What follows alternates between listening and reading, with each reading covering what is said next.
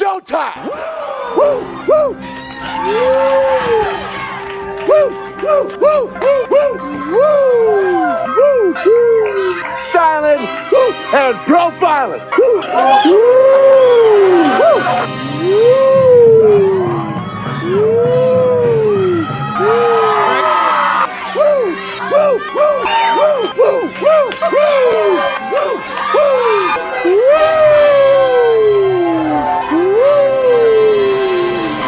It's live and in color. Woo! Welcome to the Mafia Sports Report. I am Tommy. And guys, what is up, man? Today is the schedule release. And oh my, already things have come out. And I got to tell you, man, the second game versus Dolphins, the NFL did us right. By the way, hold on. You got to put the Bills Mafia sign up, man. So what is going on, everybody? Listen, I'm just kind of bored right now. Figured I'd hop on here. The schedule is being released tonight at 8. But there is already some games that are already been leaked out. I know, Juicy. I can't wait either. So the games that are right now that are out. Let me see. Let me show you guys right now that are kind of, I guess, confirmed. So right now, Air Raid, by the way, shout out to Air Raid, saying based on the reports, there's going to be no Europe game, no Thanksgiving, no Black Friday game, no Christmas. Miami Heat, obviously, we're going to play at night, second week, so that's great for us. Even though it's a short week for the Bills, it actually benefits us and gets that out of the way. And like I said, it takes us out of that environment, that heat in Miami. Y'all know how that was when we played them a few years back. And then Miami coming to Buffalo probably late in the season. So that obviously benefits the Buffalo Bills as far as the schedule-wise, so far early on. So I thought there was more. So, yeah, so here they're saying week 2, we already know Dolphins Thursday Night Football. Week 4 at Ravens, supposedly. Week 6 at Jets, Monday Night Football. Week 8, Seahawks. Week 9, Dolphins. But this is, we'll see. Week 11, that was confirmed, by the way, the Chiefs. That is a 4 o'clock game on CBS. Week 13 versus the 49ers. Sunday Night Football. And then Week 15 against the Lions. So late in the season against Detroit. And Week 17 versus the Jets. But we'll see. None of this is totally confirmed yet. So we'll see how that shakes up. But anyways, yeah, man, listen, it's a tough schedule, no doubt about it. That's what happens when you're a winning team, right? You get the tough schedule. So the Buffalo Bills do not have an easy schedule this season at all. Like the opponents, at least, it's brutal. But let's see if the NFL does us favors by at least scheduling it right. And so far, I would say that Thursday Night Football game in Miami early on, getting it over with at night, benefits the Buffalo Bills. So, Jessica, hope you are well, Tommy. Yeah, I'm doing good. I'm doing much better. By the way, thoughts and prayers go out to Big Cuz, who is on our Wednesday show, Mafia Talk, Jay with Big Cuz. I guess he is not feeling very well. He went to the hospital. He was released. So I don't know the whole, backstory on why he, what made him go to the hospital or everybody. I know he was sick. So thoughts and prayers go out to Big Cuz. I hope you feel better, man. So they won't be on tonight, obviously, because of that. So no 8 o'clock show, or actually no 10 o'clock show tonight, Mafia Talk. They're taking the week off. Hopefully Big Cuz gets better soon. So Big Cuz, man, Mafia Sports Report wishes you well, man. We hope you get back on track, bro. Let's get back to this. Hey, let's go, Buffalo. Yeah, man. Hey, they do make me want to shout. They also make me want to scream. They make me want to cry. They make me want to pull my hair out. They make me want to do a lot of things. What a roller coaster of a team, man. Like being a fan of the Buffalo Bills is man, roller coaster of emotions, man. Like it's just like it's tough, man. It is tough to be a Bills fan. I don't care what anyone says. Like this is this team, man, has gone through it all, man. It's gone through it all. The ups and downs, heartbreak, just the weirdest shit. I mean, and the whole off season with the Stephon Diggs thing, really the past 2 off seasons, just yeah, it's been crazy, guys. Honestly, like tell me this, every off season for the past 3 seasons has been really fucked up.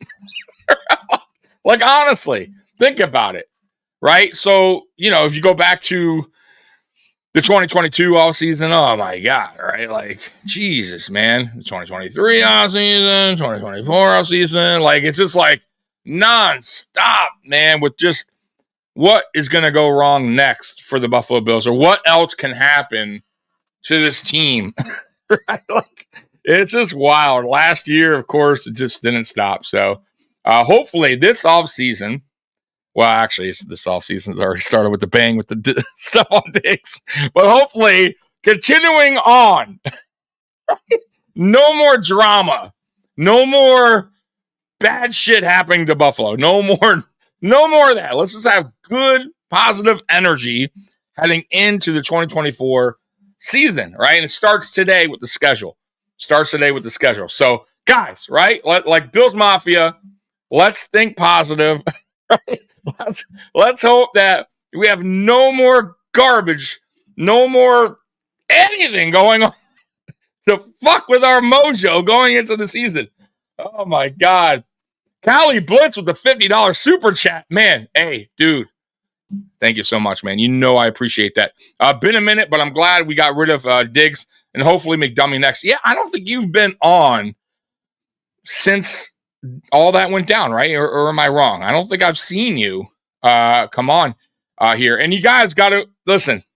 Y'all know I spoke the truth. Now, a lot of y'all, and I'm not saying you guys in the chat, but a lot of y'all were like, you can't read, don't over exaggerate what he's saying. He's just trolling on Twitter or X, whatever you want to call it. Diggs is here to stay, blah, blah, blah. Diggs loves Allen. And listen, the truth is the truth. He wasn't happy. He hasn't been happy for a couple seasons. And the writing was on the wall and it was getting worse and worse and worse and worse. And for me, I know it sucks. You paid the guy. We lost some money on that. But, dude, man, if you don't want to be here, goodbye. And I think Brandon Beane did the right thing. And we actually got a good deal out of it. Second round pick. And by the way, it's not like Houston loves Stephon Diggs. They already paid his contract off, and he's only there for 1 year. So it's not like they're like thinking, oh, man, we got the man. He's here to stay. Like, he's already gone, basically. So, yeah, we got what we can, So that's my feelings on it. It was time to leave. He did what he did while he was here. Great, awesome, cool. But it's time to move on, and that's it. Jessica, the 17th game has made the schedule harder and harder for winning the division. Before, a division winner had a moderate schedule. Now most are top 15. Yeah. Listen, it is what it is. When you're a good team, you get the tough schedules. I mean, the NFL is not going to do the Buffalo Bills any justice. By the way, they didn't do us justice in the NFL draft with their compensation pick. I mean, we should have got a third round. They screwed us. So it's the way it works sometimes. What's your thoughts on the defense 2024? I think the safeties are the only kind of concerning area I would say right now. Because, yeah, we got Cole Bishop, right? I think that was a good draft pick. But it's like, man, if Cole Bishop starts, you got a young guy back there. And I get that we got, I think his name's Edwards over from the Chiefs. You got Taylor Rapp. It's like, I don't know, man. Like, that's the one area I'm a little concerned because I don't know how those guys are going to mesh together. You know what I mean?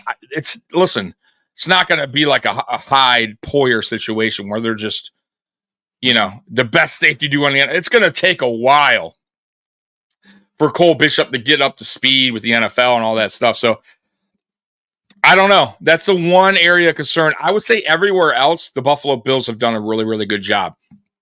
They filled up the defensive tackle, drafting Solomon at the edge, healthy Von Miller coming back. Even if Von Miller can give us half of what he was, I'm good with it.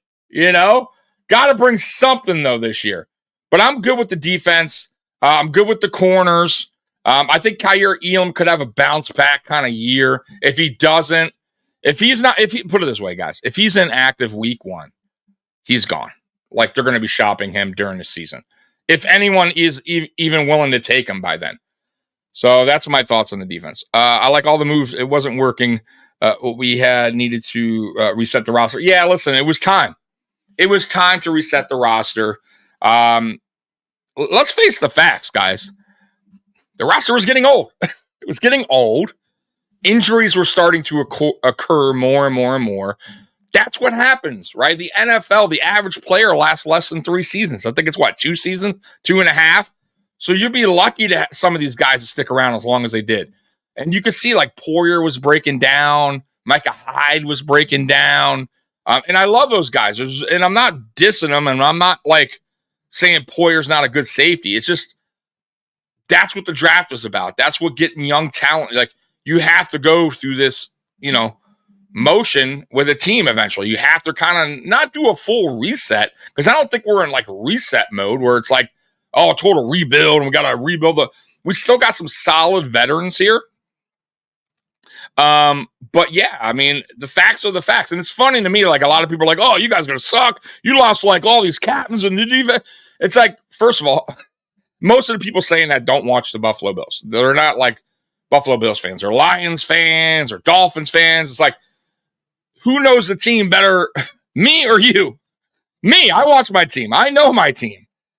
And I love those guys. But the truth is, they were getting old. The truth is, their production was getting less and less. Those are the facts. And you got to go through this. Every NFL team does. That's why you have to have a good GM to draft guys to replace these guys.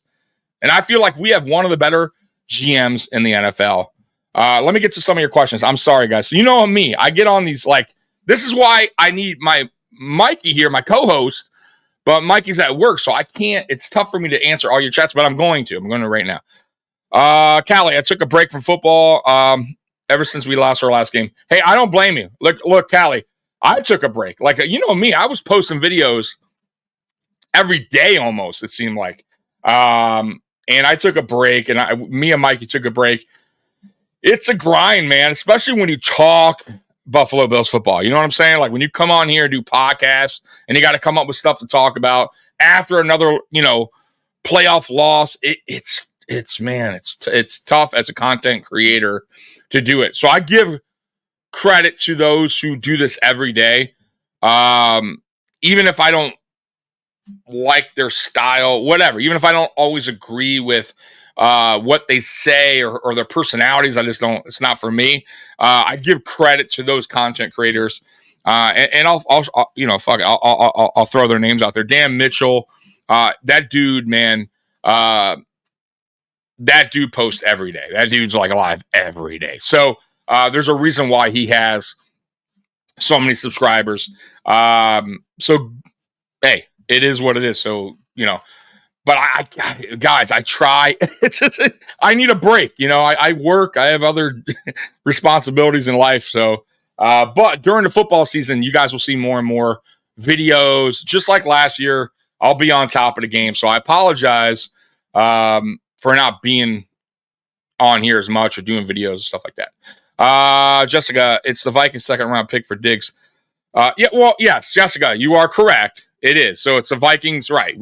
But either way, it's still a second round pick. It was probably more than they would have gotten anywhere else. And trust me, I'm sure Brandon Beane did it, called around and saw if any, just check to see if anyone was willing to offer anything else. That's not bad.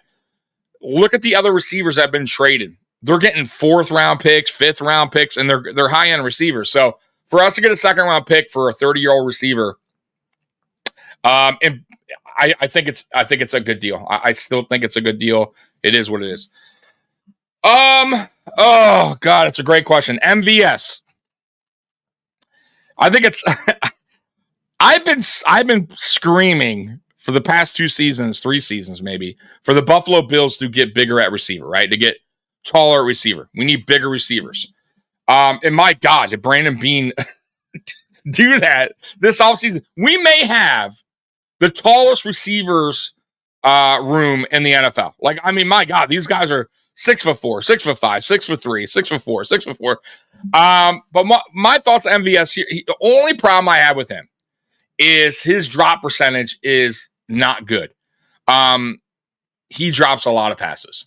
And if you guys thought Gabe Davis was bad at that, we just basically replaced. We just got like another version of Gabe Davis, except he's a little taller. Now, he's a little faster than Gabe Davis. You know, we know that, right? I think he ran a 4.3. He's actually a lot faster. So he has speed. You know, he's over the top guy.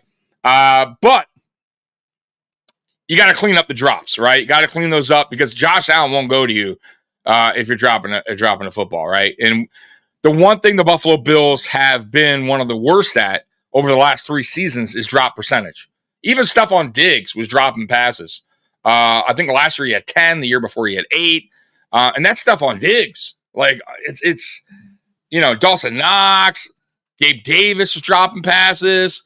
Like, we can't have that. You got to, like, we don't realize, but if you tally up all those yards that we missed out on drop passes, all those score points that we left off the board, we could have won a game or 2 last year that we lost because of that. So, yeah, MVS, man, got to clean up the drops, and I really hope he does, man, because he's not a bad receiver as far as he has the skill set, but got to clean that up.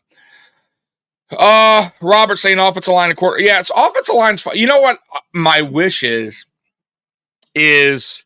for the rookie we got, Van Pran, to win the center job, to beat out McGovern, and for McGovern to go back to guard. That would be ideal because he'd be right next to Deion Dawkins again. They already built a chemistry going.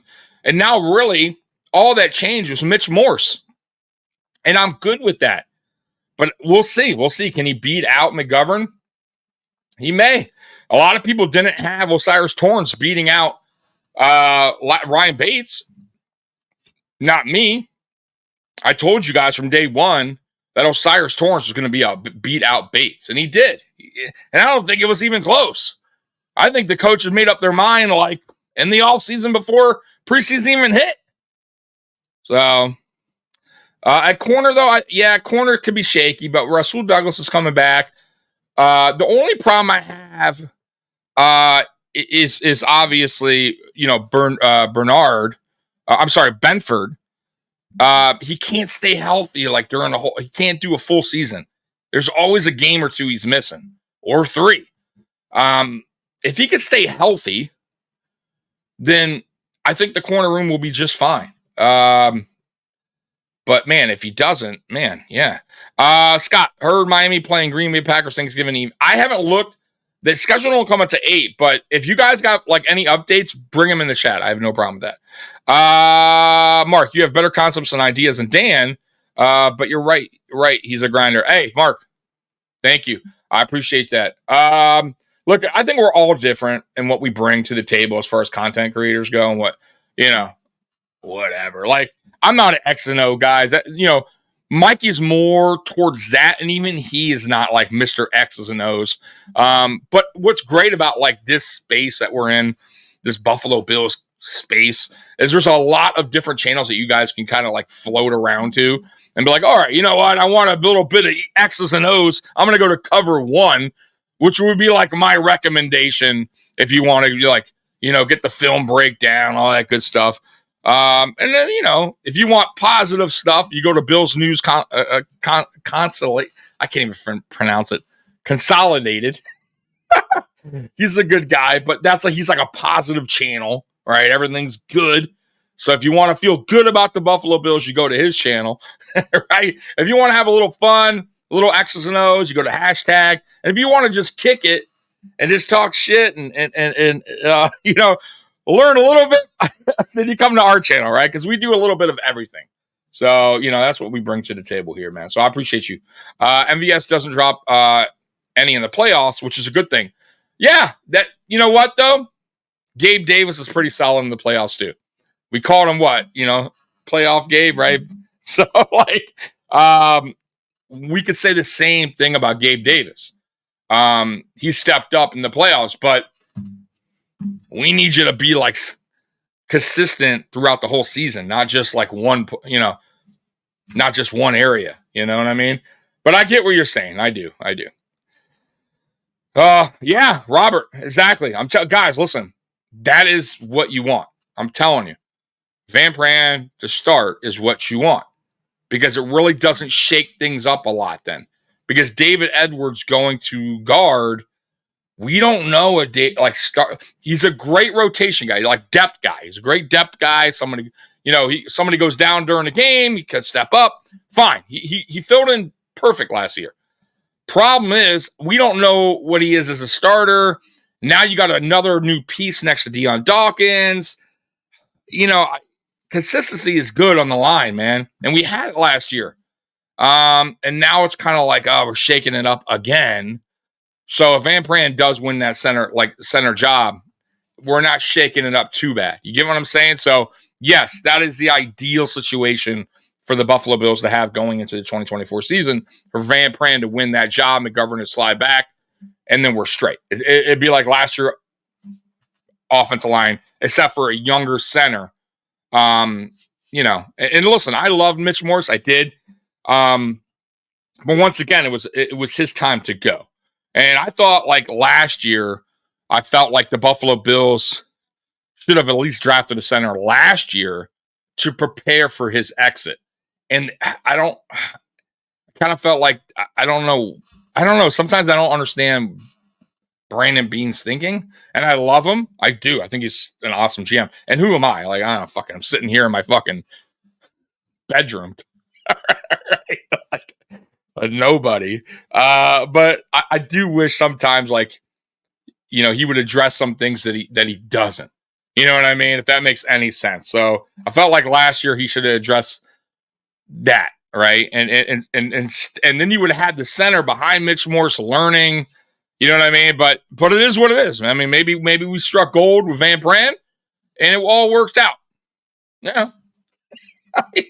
So that's where we're at, man. Let's see here. Any other comments? I'm sorry, guys, if I miss anything, I do apologize. Juicy, Josh will win MVP. You know what? Yeah, he would love it. But you know what he would love more? A Super Bowl. Right?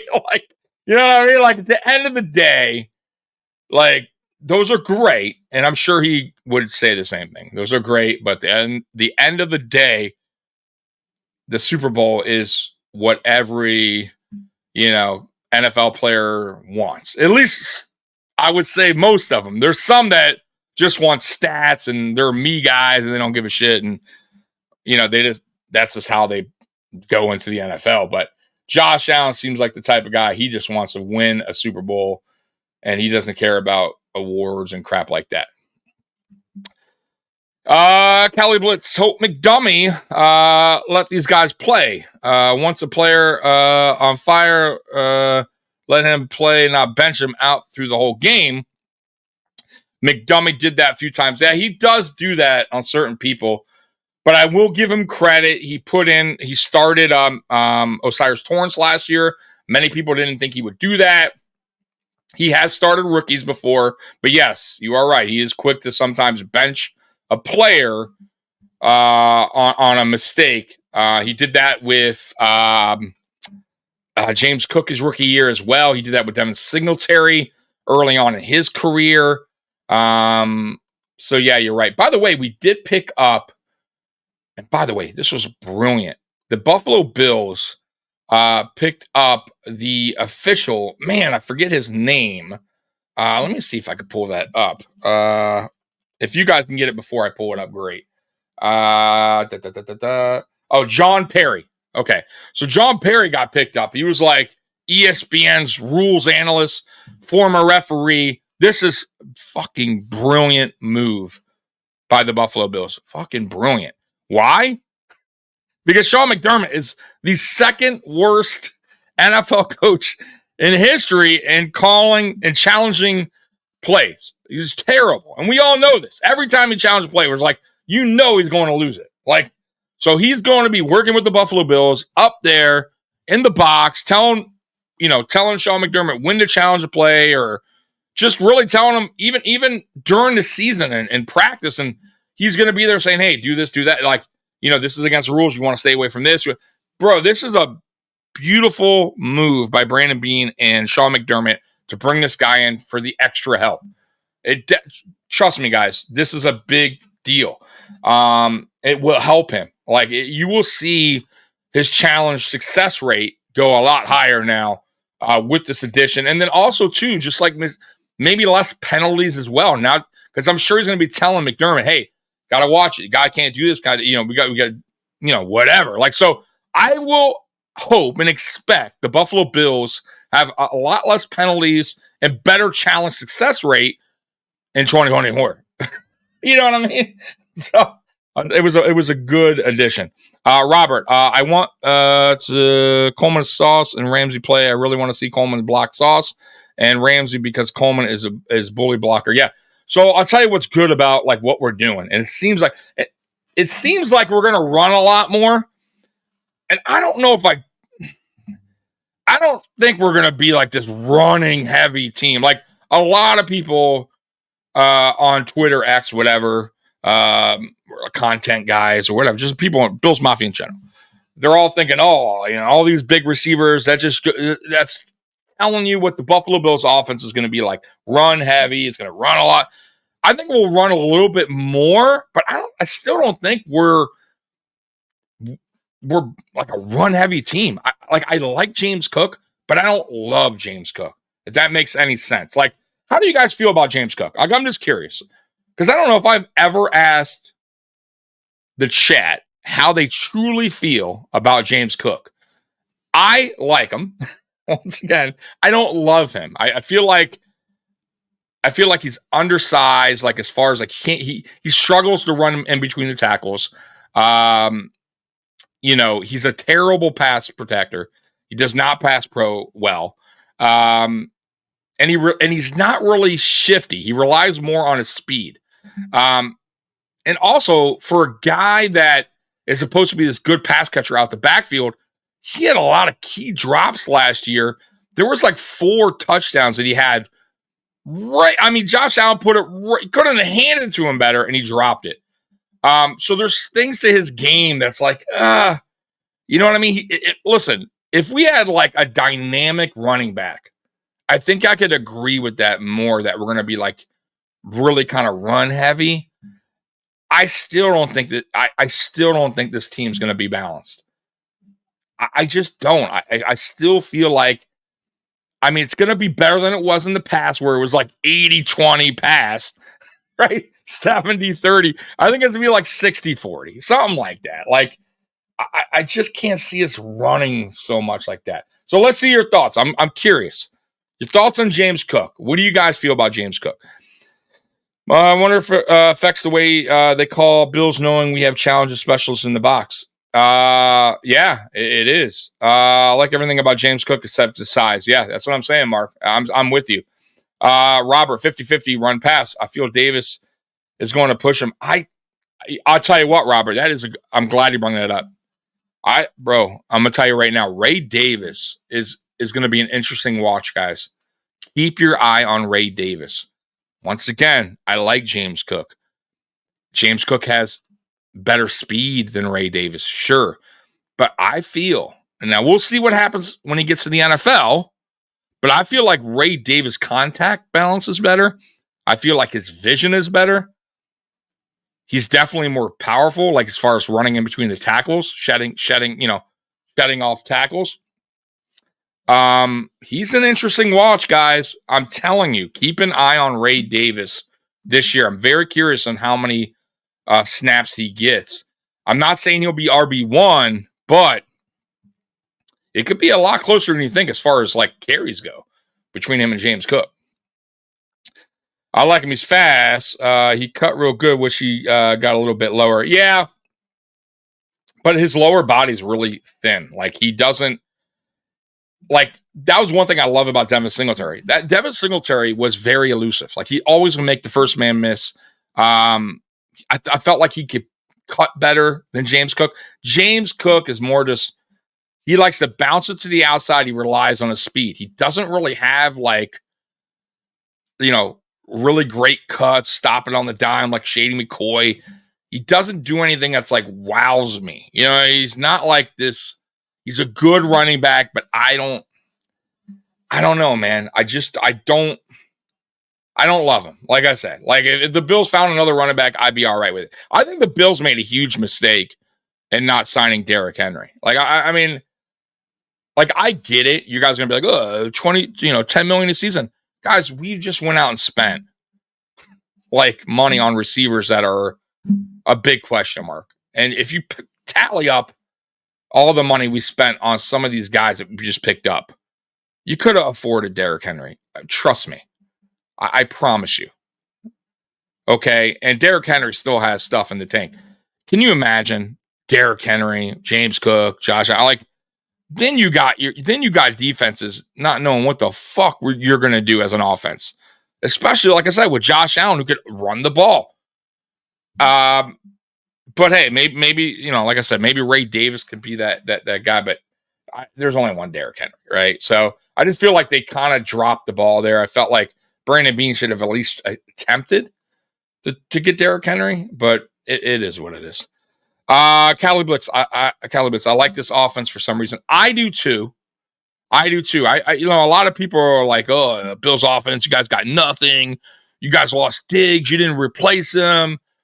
But if you see what happened last year when Joe Brady took over, Joe Brady wanted to spread the ball around, right? It wasn't the Josh Allen Diggs show, right? Allen Diggs show, whatever. He really wanted to mix it up, get everybody involved to play for their strengths, right?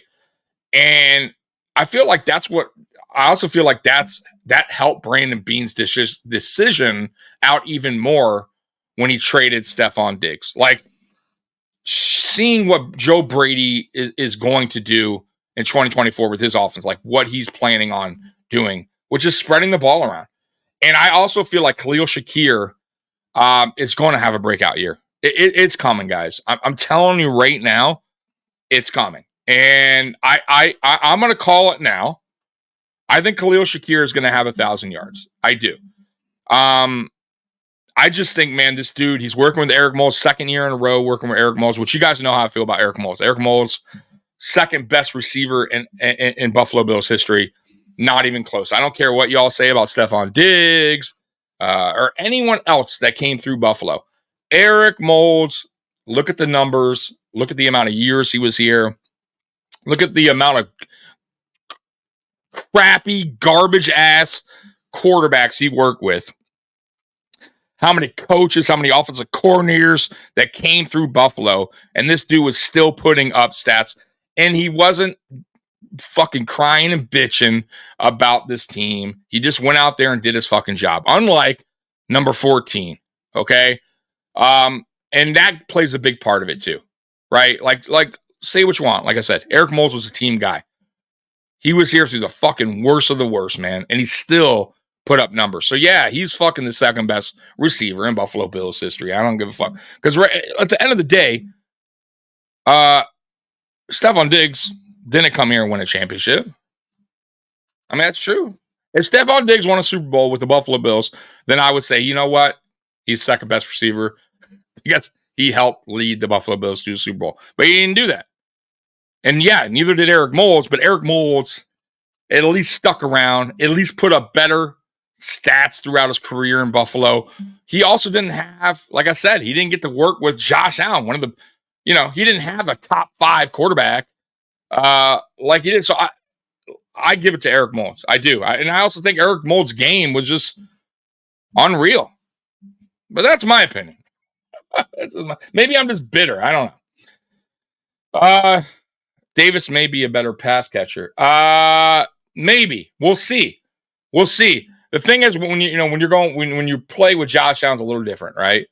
Because not all of these drops are the receiver's fault. I would say, majority are, but sometimes it's on Allen as well. Like, Allen throwing a missile, when the guy's 5 yards in front of him on a rainy day, doesn't help your receiver much, right? Like, you got to put a little touch on your pass sometimes. And I think Josh Allen has gotten better with that, guys. He really has. But man, it's like, it drives me nuts sometimes because the guy will be wide open on a day where it's like bitter cold and your hands are, rock solid, right? You're throwing 100-mile-per-hour football, and the guy's 6 yards away from him. So he has to work on that. And he has to work on his screen passes. Not very good. Not very good. That also is not always the receiver's fault because his screen passes, man, they're brutal. They're tough. They're either behind or too low or way too high. like he can't. I don't know what it is. He can't get that pass down, and hopefully he works on it because we could be a really good screen team. We have the receivers now to block downfield. We have the speed now. Curtis Samuel, who's done that his whole career. But if you can't get the ball to him, right, it's not going to work. Screen pass is through, right? Got to work on that. Okay, Mark coming out. Got some schedule leaks. So week 2 at Miami, we know, which is I'm good with that. Let's see here. Week 2 at Miami. Baltimore week 6. Jets week 8. Seattle week 9. Week 11 Miami, which is great. The Chiefs week 13. 49ers week 15. The Lions week 17. And the Jets week 18. To be discussed New England. So, like I said, I love it. I think the NFL helped us out a little bit there with that Miami. They didn't put us in that brutal weather. And then they got Miami coming down to Buffalo in the cold. It's brilliant. Why the hell didn't they make the Chiefs? Now, listen, the schedule hasn't. Actually, no, I'm wrong. The schedule, that part they did announce. So the Week 13 game against the Chiefs in Buffalo is a 4:00 game. Why isn't that a primetime game? It's so weird. Why is that not a primetime game? The NFL is so weird sometimes, man. Robert David. Sorry, I already read that. Shakir, easy 1,000 with Coleman on the side. We got our running backs and tight ends plus our elite quarterback, looking like the '90s Bills. Yeah, man. I love Dalton Kincaid too. I think Dalton Kincaid is going to have even a better season. Like, he's only going to get better, guys, as the seasons go on. So I think Dalton Kincaid will probably lead the team in targets. But I think Shakir will lead the team in yards. That's where I'm guessing. Now, unless Keon Coleman and Josh Allen get this chemistry down right away, kind of like when Diggs got here in 2020 with Josh Allen, that was what made it work. Their chemistry was right away. That doesn't always happen, and I don't know if it'll happen with Keon Coleman. The only reason I say that is because Keon Coleman's not really, he hasn't been in the NFL, right? He's not a professional yet. He still has a lot to learn. Stephon Diggs was already in the NFL a little while, right? He was already starting to, getting into his prime at that time. Keon Coleman, right? It's the NFL. It's new, man. You know how this goes. So him and Josh never played. We'll see. But maybe I'm wrong. Maybe their connection is good early on in camp, and that's Josh's guy going into week 1. But I would pump the brakes on that, thinking Keon Coleman's going to get 1,000 yards. I honestly think Keon Coleman's going to be, and I said this before, I think he's going to be in that 6 to 850 range, somewhere around there. However, I do think he'll either be first or second in touchdowns. I think he's going to be a great red zone threat for his size. You could throw a lot of fades now. What up? What up, man? Time for UFL, man. I appreciate you being on, man. I feel the Bills are tougher this year, and Diggs played selfish. Yeah, man. Listen, Diggs, the last 2 years, really, man. He was a guy. He was just out there. How do I say it? I felt like I said, I feel like his love and passion for the Bills was gone for the past few seasons. I think his love for the NFL and like trying to get stats and stuff like that was still there. Like the love for football, that is. So he knew he wasn't going to go out there and just play like trash, right? To fuck over the Bills. But I also feel like if he dropped the pass, oh fucking well, right? Kind of like that playoff game. Most receivers would have took that really to heart, right? Even after the game, man, down on themselves. He had no emotion. You could just tell, he was just done with it. It's kind of like when you're when you're in a bad relationship, right? Early on in the relationship, when everything's great, your girlfriend or boyfriend has a bad day, you're like, oh, what happened? Right? You talk, and then when it's a bad relationship towards the end, you can give a fuck if they had a bad day. Right? You could give two shits. You don't even want to go home. Just seeing their car at the house drives you nuts, right? So I just feel like at the end that's what it was about, man. And I'm not saying I'm not even saying it was all Stephon Diggs either. I think I just feel like I think it was more about the coaching, honestly, guys, at the end of the day. I think him and Sean McDermott, you know what I mean? I think him and Josh were okay. But I think because Stephon Diggs and the coaching, Sean McDermott, were getting to that point, I think Stephon Diggs' attitude and his love for the team started to reflect. It started to go him and Josh. That's I think that's why their bond wasn't so tight anymore because of that. I that's how I feel. Right? Josh Allen probably saw that in Stephon Diggs. And Josh Allen's never going to call a teammate out. But I kind of feel like that's what happened. You know what I mean? If you notice when Stephon Diggs left, no players for the Bills really were like, man, I love him. That's my guy. We're going to miss Stephon Diggs. They all said good things, kind of oh, he was great while I was here. But nobody was like, I love him. That's my dude. We're going to still talk. When Josh Allen said he texted him after he got traded, that tells you everything you need to know, guys. If they were close, right? Really good friends, he would have called him. Come on, you all know that. He would have made that phone call, or Stephon Diggs would have made that phone call and be like, bro, Josh, man, you're my boy. Man, it was so awesome playing for you. They fucking text each other. That's it. That ship had sailed, man. Spin coming out, man. Spin's always on top of things too. Yeah, home week 1. Let's see. At Miami, we know that. Week 2, week 3. Okay, not available. Week 4, Ravens. Week 6, Jets. Week 9. Now you're saying week 9, Miami. See, a lot of people are saying week 11, Spin. So I'm hearing 11. So you see what I'm saying, guys? I don't want to.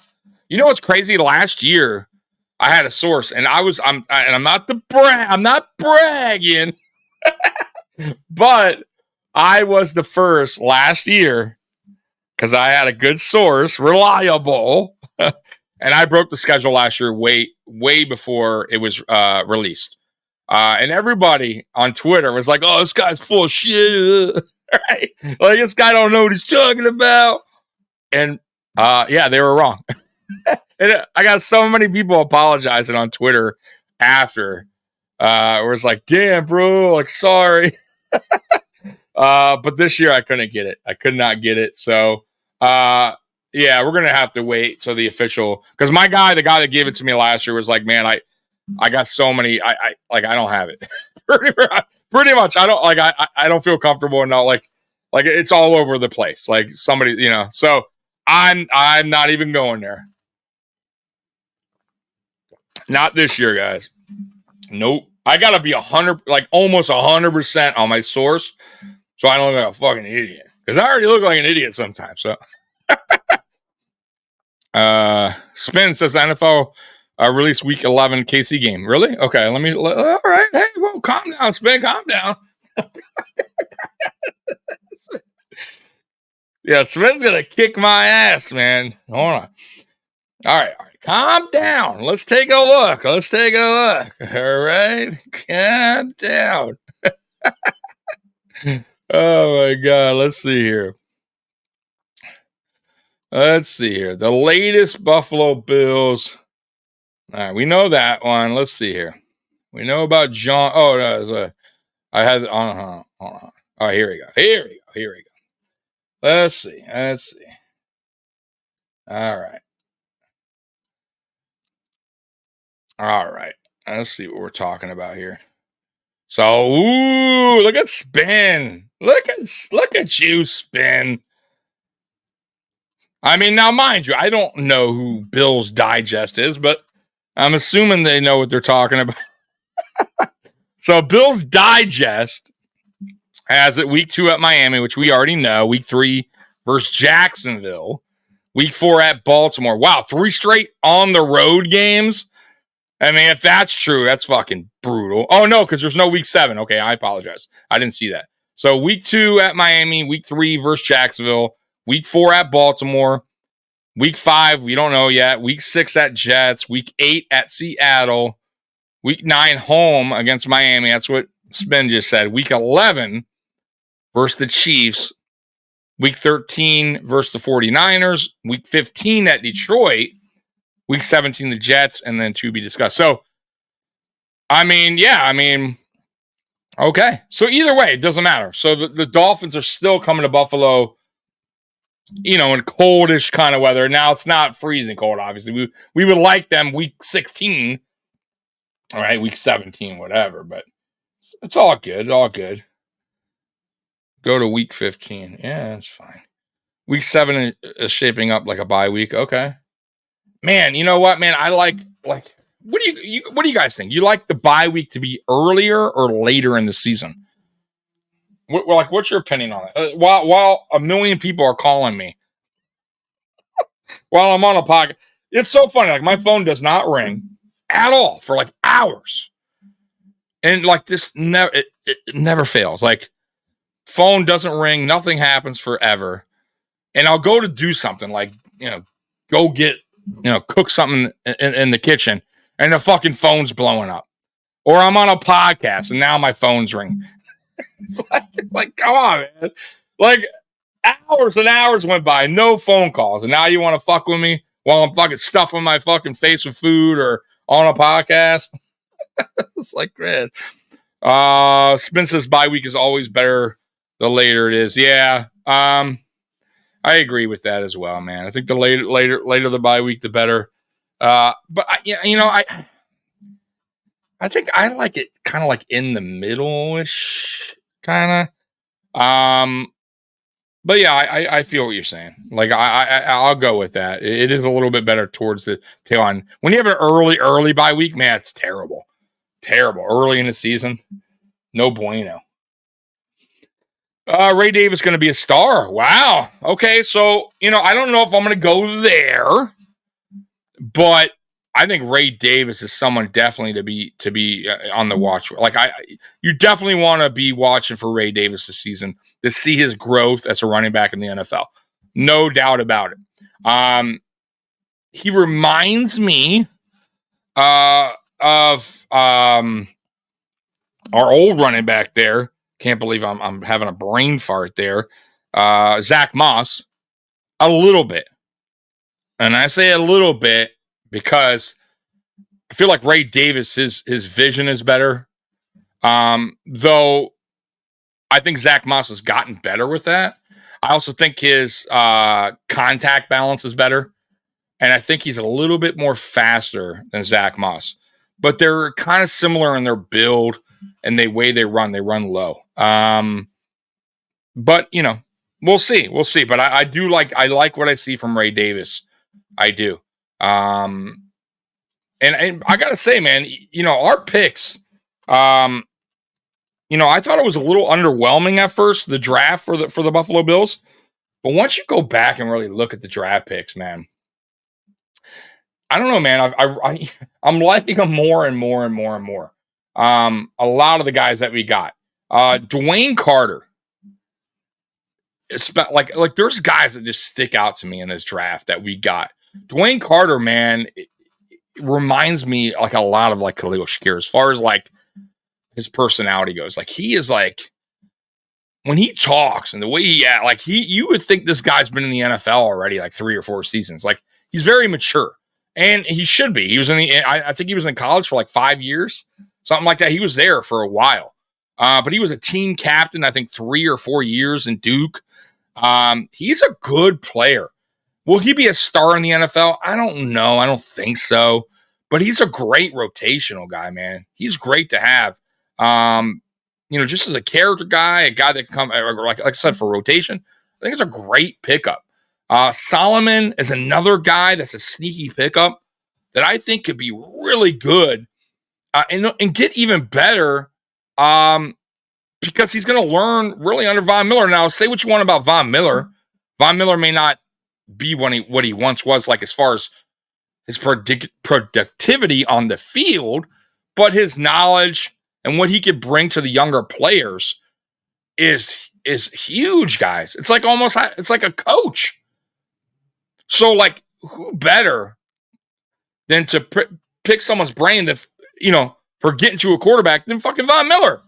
So Solomon's going to learn a lot while he's here, while Von Miller's here. Put it that way. And that's so big, guys. Like that's awesome. So who knows where Solomon's career can go? And he's already dynamic in college as far as getting to the quarterback. He has to get better at run tackling, stuff like that. He probably has to bulk up a little bit, but he's a solid player, man. We'll see. I think that's another player to watch, man.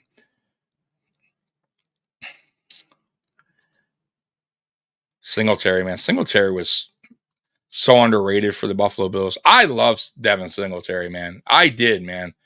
I hated how Bills Mafia treated him for so long, man.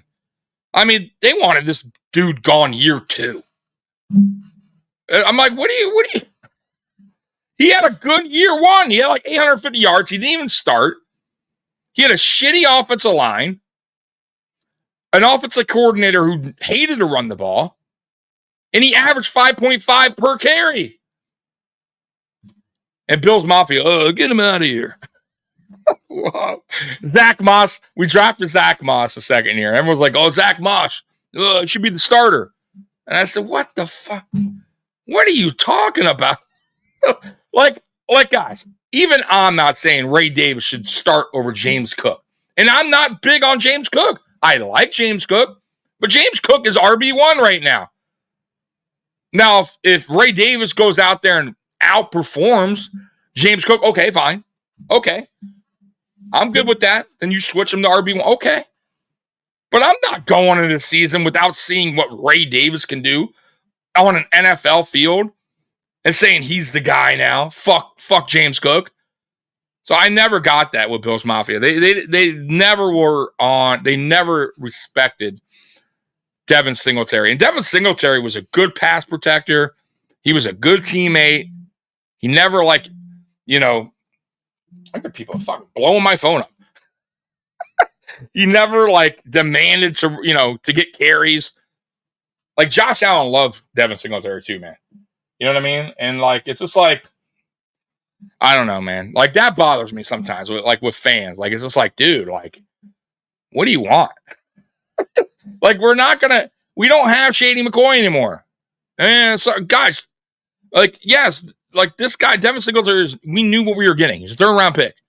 He wasn't going to be this dynamic running back, but he was a solid running back. People wanted him gone after year 1. It was crazy. Spin Davis is not going to be RB1 at all this season. Cook had over. Listen, Spin, I never said that. Never said that. I don't know who told you I didn't say that. I said it would be crazy to say that. However, that doesn't mean Ray Davis can't earn that spot in time. It all depends on how he runs. What he does on the field. James Cook, I get it. All-purpose yards, great. But he isn't he isn't like a dynamic running back. Like, he's not that guy. And I'm not saying Ray Davis is a dynamic running back either. Probably not. They're two different style running backs. But Ray Davis can catch the ball out the backfield as well. James Cook, as I mentioned before, had some key drops last year. Key drops. So it wasn't like James Cook is this dynamic weapon out the backfield pass catching. He dropped 4 touchdowns. Very easy. Josh Allen could not have handed him the football better. And he dropped him. And he also, by the way, terrible at pass protection. He's a liability. So he has his weaknesses, for sure.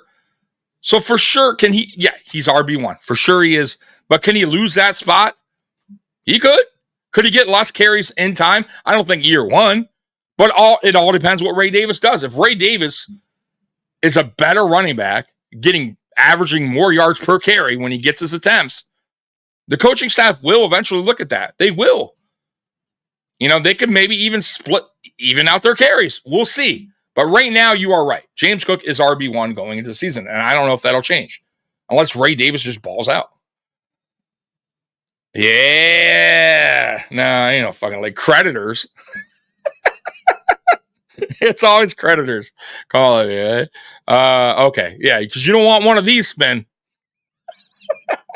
five knuckle sandwich. I'm gonna watch it. Me and Spin are gonna get to it one of these days. I love you, Spin, man. I'm just messing with you. But no, man. Yeah, bring it. Oh my God. Hey, man. Now I leave that for my bouncing at nights. Okay, Tuesday, Wednesday, Thursday. I leave that for the bar. Okay. But after my Tuesday, Wednesday, Thursday, I'm a lovable guy. I want no problem. I take it back. I said you did it. Nah, man. No, my luck. Spin is like this MMA guy, low key, doesn't want to tell anybody. This is like really Conor McGregor right here. Right. Oh my God. Chase may be motivated. He had one bad year for Michigan Panthers. Yeah. Listen, Chase Claypool. You talking about Chase Claypool? Who you talking about? I'm confused there. Chase Claypool is interesting too, man. I think he has all the tools in the world to be a really good receiver in the NFL. But he has to put his fucking ego aside. Like, I hope he learned a lot of lessons from his days in Pittsburgh and Chicago. I don't count Miami. Miami, like, he was never going to get a chance there. But if he could put his ego aside and concentrate on being a better football player, a better teammate, not a me guy, right? Like a team guy, and really work at it, we may have found like a diamond in the rough. Like, honestly. And I don't even know if it's safe to say diamond in the rough, because Chase Claypool, after his rookie season, people were saying, watch the fuck out. This guy could be a top 10 receiver. He looks that dynamic. And then year 2, he does it again with 8-something. But he started having his little issues in year 2, right? Production was still there, but issues with the coach, issues about me being a me guy, has to always be about him. Costs the team penalties and yards and doing dumb shit. Hopefully that is behind him, and he's learned his lesson, because the NFL, like I said, don't last long, man. A lot of these players don't even last 3 years. And look, he almost had to go to Canada and play football because no team was willing to even give him a contract. I think Brandon Beane was like, you know what? I'll roll the dice. It's a 1-year deal. And prove it. Prove what you got. And if you can't prove it now, he'll never prove it. You know what I mean? Before you know it, he'll be in Arena Football League. And that's the truth. Running back, James Cook equals Dollar Tree discount Reggie Bush. Yikes. That is a tough one. That's a tough. Ooh, I don't know about that. I think James Cook is good. but he's just not dying. He's not like, I don't know, man. Like I said, I like him. I don't love him. You know what I mean? Like, it's one of those things, man. Yeah, I think he's I think he's a good running back for now. I think they definitely can get better. I think MVS signing really hurt Chase Claypool's chances. Not necessarily, Spin. Because Chase, let me tell you, MVS, what was his knock? Drop passes. Drop percentage is terrible. It's bad. And honestly, if you go back and look at their career so far, I mean, who's had better career stats? And Chase Claypool. Now, mind you, MVS has a really good average. What is he averaging? 15 per catch. He's like, he would be like our Gabe Davis, right? All over again. But Gabe Davis, to his credit, he still put up 850. MVS never put up those kind of numbers. I don't think. I have to go back and look, but I don't recall that. I think his best season was 6-something. I could be wrong, but his drop percentage is terrible. And Chase Claypool, I think he has more upside. He's younger. I think he's younger. I could be maybe not. Maybe not too young. I think they're the same age. But I think he has more upside. Meaning, I just think he's a little bit more talented, in my opinion. You can say what you want, but I don't think that's for sure thing. I think Chase Claypool has a very good chance of making his team. Very good chance of making his team. Claypool had good years with Big Ben since then. Okay, but listen, Big Ben I love Big Ben. He's a good quarterback, but let's be real. Like, he wasn't like in his prime when he was with Chase Claypool. Like, Big Ben was getting older. He wasn't that, like, he was a good passer, don't get me wrong, but he wasn't a big, if you were to say that, like, when Big Ben was in his prime, I'd be like, oh, yeah. But when he left Big Ben, he hasn't had a good quarterback. So Mark is correct, right? So let's see. And you know what? One could argue the same with Curtis Samuel. Curtis Samuel has never had a good quarterback. Never. And he's always put up pretty good yards. It's going to be real interesting to see what Curtis Samuel does with the Buffalo Bills now that he has a top 5 quarterback. And Chase Claypool, same thing. Like, he went to the shitty-ass Bears. He didn't really get a chance in Miami, so I don't even count that. But once again, it's not so much about with Chase Claypool. It's not so much about like his production. It's more about his attitude and his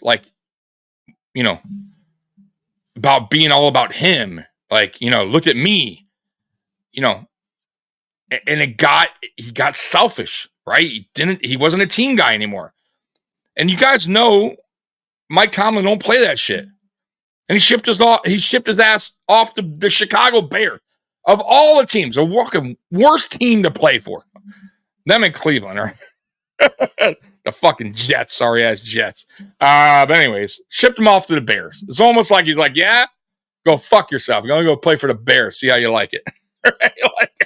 So, hopefully this is hopefully, like I said, he put that shit behind him. He could be a better teammate, and he could work better to becoming a better football player. That's all. Yes, but I think MVS is a lock to make the 53. That leaves only one spot open for Claypool to compete with the other wide receivers. I get what you're saying. But I don't know if I don't know. You think MVS is a lock? Maybe. I don't know, man. I don't know if he's a lock, bro. We'll see. Listen, at the end of the day, we'll see. I think we're gonna do a podcast. Once training camp kind of opens up, and we see what these players are doing, with Josh Allen in camp, because you're gonna hear reports, obviously, right? Claypool dropping pass, or Claypool looking sharp, or MVS dropping pass, whatever. We're gonna see reports, hear reports. We're gonna watch clips, and then we'll do a show. Obviously, we'll do a show about what we think the 53 is gonna look like. For now, as we are standing here today, sitting here, whatever, I think Claypool makes the team. I do. We'll see, though. We'll see. I don't know. I'm being dramatic about James Cook, but he's just okay. I agree. I am totally with you there. I think he's a I think he's above average running back. I think he has a lot of things that, you know, aren't good. I think he has a lot of good qualities, and I think he has a lot of bad qualities.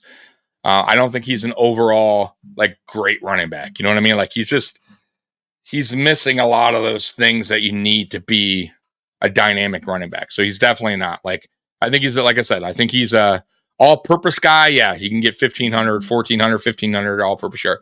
Cool, and that's not bad. It's not a bad thing. But you know, if you want to be like this team that is well balanced, you got to have a better running back. In my opinion, you got to have a better running back than James Cook. But right now, James Cook's on a rookie deal. And and that's fine with me. Like I'm good with that. And we'll see what Ray Davis brings to the table. I honestly, at this point, like I was hoping for like a two-headed monster anyways. Like a guy that could, you know, Ray Davis can do this and James Cook could do it. Like just two different kind of running backs that do two different kind of styles that they could bring to the table. You know, you could put Ray Davis in short yardage situations more often. You can put him in passing downs more often where he could pass protect. He also is good out the backfield of pass catching the ball. So you could do a lot with both those guys. And I feel like their carries will be almost even when the season's done. That's how I see it. But we'll see. We'll see what happens. Week 5 at Houston versus Little Diggy. Is that what they're saying? Week 5? Let's see here. Let me see if I get any updates, guys. Hey, I'm glad I came on, man. You guys have been awesome today, by the way. Appreciate you guys coming on here, talking to me. I'm going to get off here soon because I got work tonight. I just wanted to kind of sit here and talk to you guys a little bit about the schedule and really just talk with the Mafia, man. Yeah, so Greg Vorse is saying, I'm seeing tweets that the Bills versus Texans isn't a primetime game. They're either wrong and guessing for clout of the NFL dropped the ball big time. So Greg is saying, like, it's not going to be a primetime game. That's what he's hearing. And if that's true, the NFL dropped the ball big time. And I agree with that. If they don't make that a primetime game, that's crazy, bro. Like that is an upcoming quarterback over there with a, you know, upcoming coach, really, that had a great rookie year coach. You got Nico Collins, Tank Dell, Stephon Diggs. Like you got, you know, like I said, a playoff team going against Josh Allen and this new revamped offense in Houston. Like, yeah, I think that should be a primetime game. But you know, who knows, man? Who knows? Yeah, so Jaguars at Bills, week 3, Monday Night Football. See, like that. Like, why not make it to Houston? I don't know. Why make that a Monday Night Football game? Like, Jacksonville, by the way, has owned us. You know, like, hopefully we can stop that this year. Whenever we play Jacksonville, man, like, they give us a tough. They always beat us. And beat us good. Like, you know, that has to change this year, man. That definitely has to change this year. I'm just looking at some updates here. Bills at Seahawks week 8. I think somebody already said that in the chat. Just looking through Twitter, guys. Isn't that crazy? Like, this is where we get our news now. Fucking Twitter. Like, back in the day, we would have to stay on, like, watch TV for hours, right? Like, there was no Twitter. Right? We had to wait and be patient like everybody else for the news to break. Now you get that shit on Twitter, like, way early. That's the way the future has landed. Let's see. Bills firsthand, the Chiefs worthy. Then they pick up Chase Claypool. Listen, look, about worthy. Very fast. I get it. Like, I wouldn't even hate it if the Buffalo Bills picked him up. I'm not hating that the Chiefs picked him up, but there's no guarantee he's going to be like this dynamic receiver in the NFL.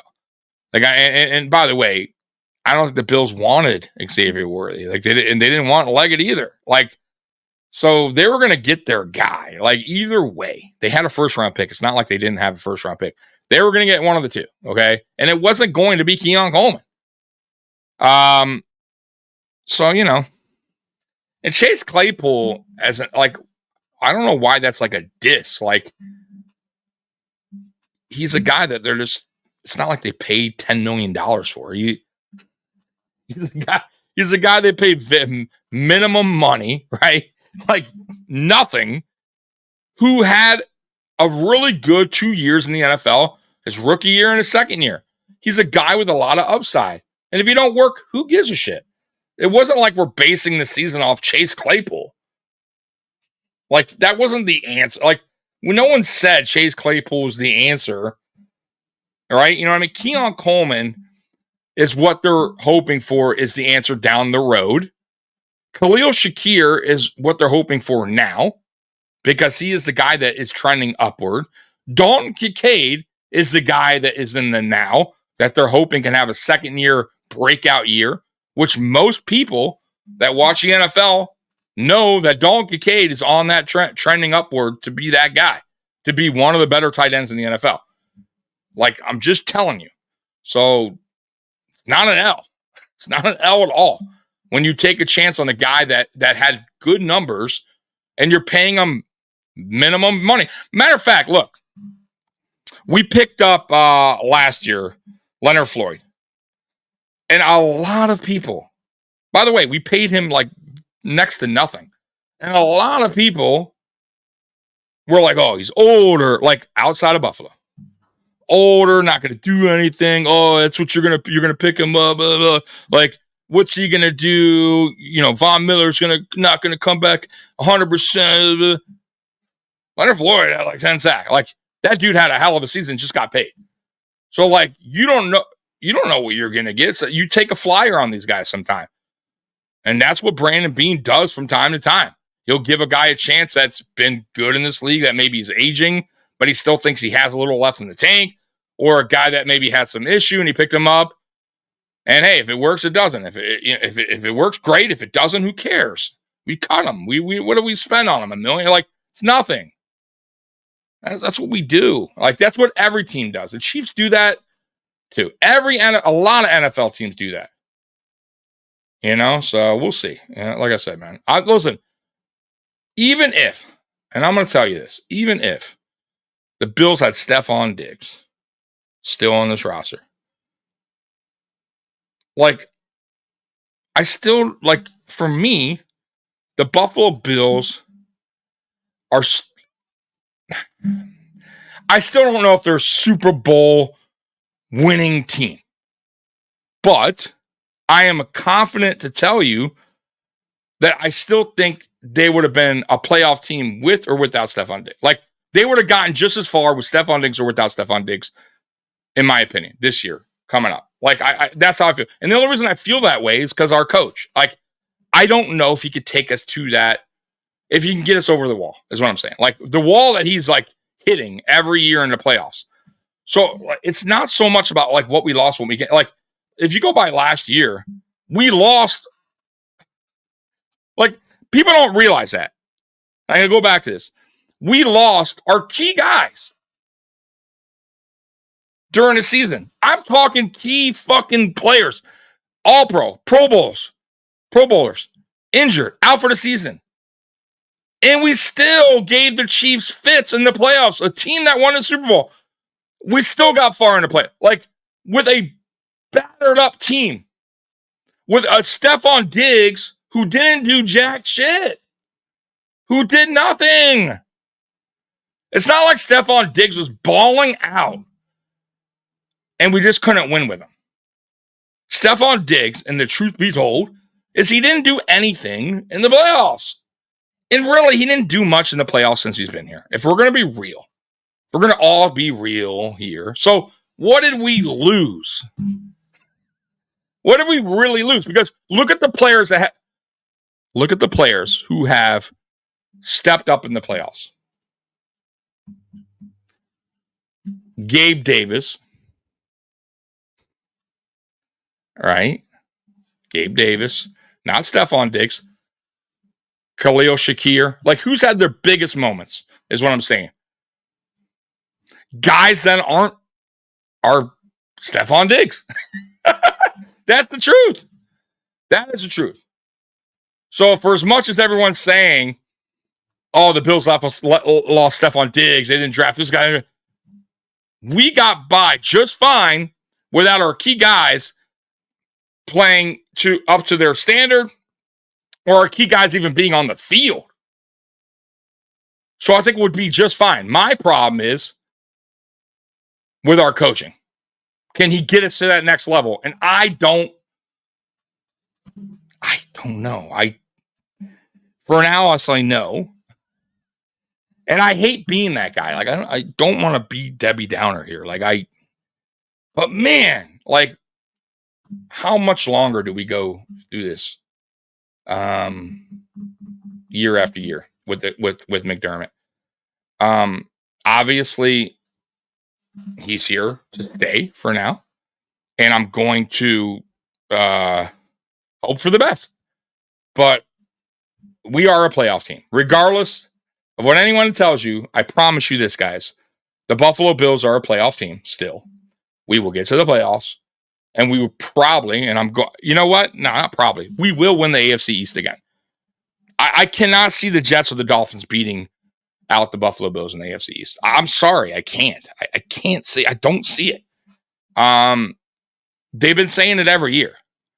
They've been chasing the Bills every fucking year. And every year, it's the same bullshit talk, right? Every year. So, and it never changes. The facts are the fact. The Buffalo Bills, by the way, down the stretch, play way better than the Jets or the Dolphins. When we're going up, they're going down. Every season, at the tail end of the season. It's just the way it works. If history repeats itself again, it will happen again.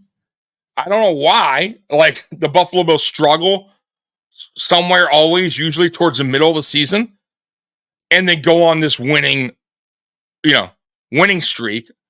And these other teams that are all these fan bases talking all this shit in week 6 and 7, week 8, whatever, about their team, about how sorry the Buffalo Bills are, and they're laughing, they're talking all this shit on coming on here. And what do I tell them every time? A long season. We've been down this road before. Pump the brakes on that. All right, we'll talk after the season. We'll talk then. They never come back. Never come back. So I feel like we're still, like I said, I still feel like we're a playoff team. I still feel like we are going to win the division. It's how far do we get in the playoffs is the big question mark. Kelly Bits, I thought Diggs was going to be good until I heard the Viking fans. Good luck with that. That's right there. I knew the Bills were fucked up. See, Callie. So here's the deal, man. It's like when someone tells you, like, and not even someone tells you, it's like watching a movie trailer, right? For instance, right? And you're like, damn, that looks good. And then you see reviews on it. And the reviews are like, oh, this fucking movie's the worst. And this and this and that. Me personally, fuck the reviews. I want to find out myself. Because there's so many movies that I've watched that the reviews are terrible and I thought were really good. Right? Or sometimes they're right. So I don't always go by. My point is, I don't always go by what other people say about so-and-so. Okay, I want to see myself. And I felt like Stephon Diggs the first 2 years was total opposite of what the Viking fans were spitting out. And dude, trust me, guy, I'd be on here, but like, in 2020 and 2021 saying Stephon Diggs is a fucking great teammate. Great. Look at the stats. He cares. Like, you saw it, man. When we lost in the playoffs, he was out there, like, his emotions, like, he was a team guy. Like, he was total opposite of what the Vikings fans were saying. Like, he's a selfish guy. He's a cancer to the locker room. And if you go back at 2020 and 2021 season, that way Stephon Diggs was a great teammate. He was like, I couldn't have been happier. But things change. And when you lose in the playoffs year after year, and you and the coach are butting heads, and you're not believing in your coach's philosophy anymore, right? Stephon Diggs is different, right? Like he he's not going to stick around long. He's not, like I said earlier, he's not an Eric Moulds where he has all this love for this team. Like his love went quick. If it went right out the door real fast. Once he stopped believing in Sean McDermott, once he stopped believing in his coaching staff, it was over. Like that love was gone. And his passion and his love for the Bills were gone. And then at that point, he was just playing for his paycheck because he got paid. He had no choice. And he said that. He said that. Look, man. He said that in 2022. He said that in 2023. Guys, even if I wanted to go somewhere, I can't. Got paid. Can't go nowhere. Ain't gonna happen. So I'm here to stay. So I'm play my football. But he wasn't happy. Okay. And he's gone. And that's it. That's it. All right. These are the facts.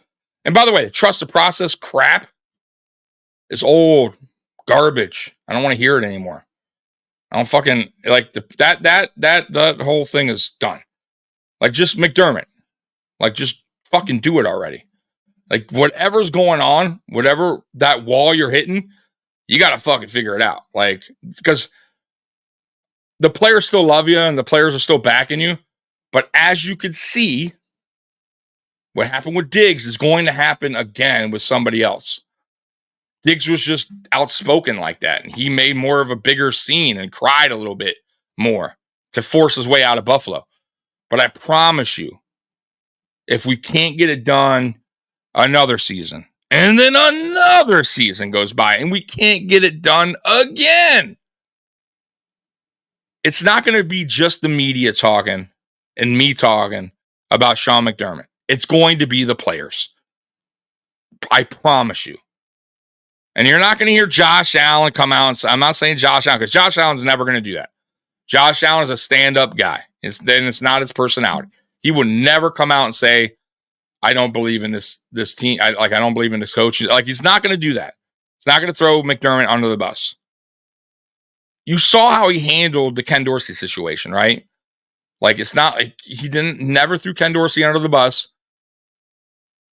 But he sure loved Joe Brady.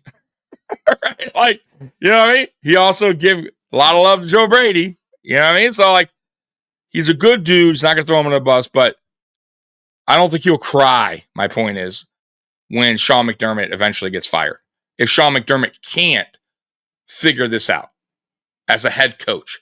And by the way, last season, I told you guys, him taking over defensive coordinator and being head coach, it might have been a problem. It was going to be a problem, I thought.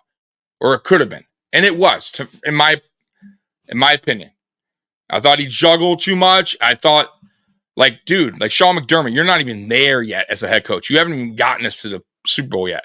And now you're going to take on more roles as a head coach while you're still trying to figure out what the fuck you're doing as a head coach. Now you're going to be a coordinator, a head coach. You got all these things you're juggling.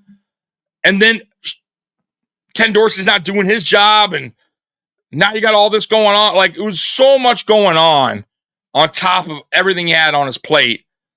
I just felt like, man, like, if he went into this season again as defensive coordinator, it would have been a major fucking problem. And I'm very glad that he decided to give that role up. Very glad. Because it just wasn't going to work. I'm sorry. We need just one damn super win. Yeah, bro. Fucking A, man. I'm 45 years old. I mean, I'm not going to be here much longer, bro. Time for UFL. Tommy, I don't think Allen is perfect. He is to blame for our lackluster performance. You're saying Josh Allen?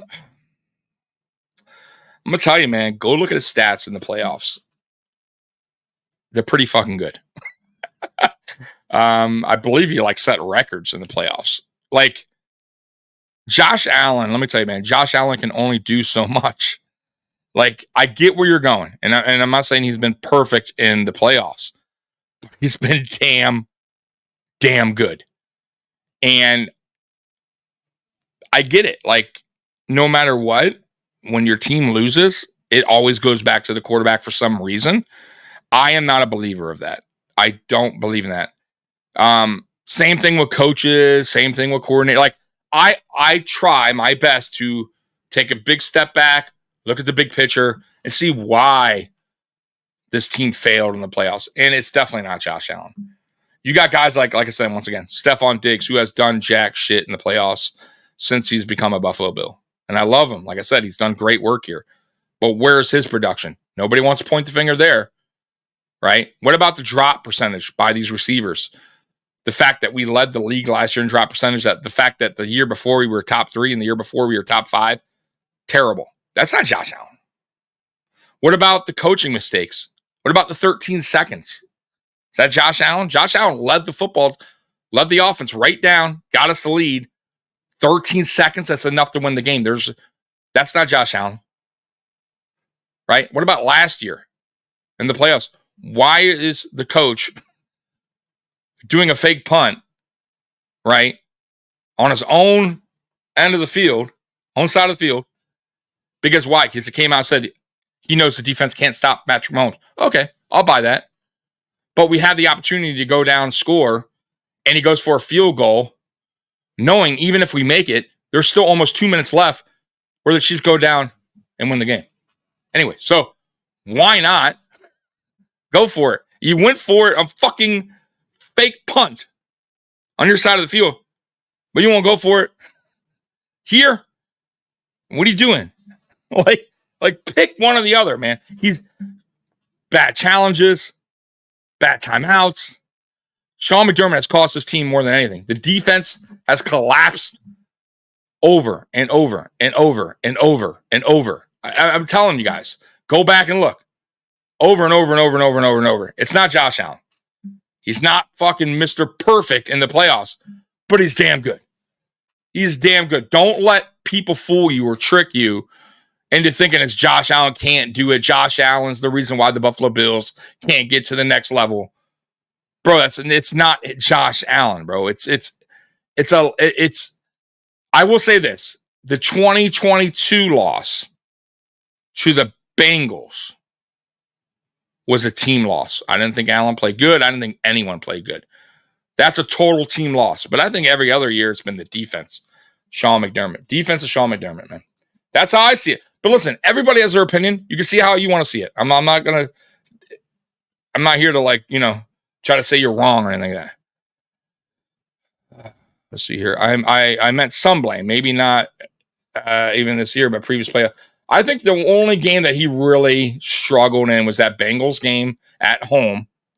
I thought he didn't play very well, but I think that was a team loss. I don't think that was so much Josh Allen. Like Josh Allen has never. I don't think it's. You could sit here and say that Josh Allen cost the Buffalo Bills a playoff loss. Like if you can, you can, but I can't. Like Josh Allen has never cost his team a playoff loss. You know what I mean? Like name a game where Josh Allen just came out, he's just throwing interceptions after interceptions in a playoff game, fumbling just play like total trash. I can't really think of a game. Like, has he had like some mediocre games? Yeah, probably. The Chiefs game in 2020, his rookie second year in 2019 against the Texans, but that was expected. The 2022 game, he didn't play his best, right? But once again, neither one those games also weren't terrible. I don't think he's the reason why the Bills lost. Thomas, and as far as Chase Claypool pickup, yes, you aren't paying him much, but you were talking about a dude that crashed out of 3 teams in a row, not even lasting an entire season. Okay, so here we go. So Thomas, the Dolphins, you can't really count. Okay, you look at the roster. Look when he came as a trade. he was never going to be used there. Okay, I can't count the fucking Dolphins. I can't. It's just not really fair to him. And it's just, I can't, you know what I mean? Like, it wasn't like, he was their second option. He just was a total flop. He was like their fifth option. You know what I'm saying? Like, it was just, they were stacked at receiver. Let's be real. Like, you can't really judge him off the Miami, okay? And he got there late. Remember, he was a midseason trade. Probably didn't even really know. You got to catch up with the playbook, all that crap, right? So forget Miami. Now, Chicago, I think he was there, 2 years? Come on. It's Chicago, bro. It's Chicago. The quarterback, look at the quarterback room. Look what they already did. They moved on from Justin Fields. It tells you everything you need to know. Everything you need to know about Chicago. Their head coach was garbage. So, but at the same time, yes, Chase Claypool could have been better. Absolutely.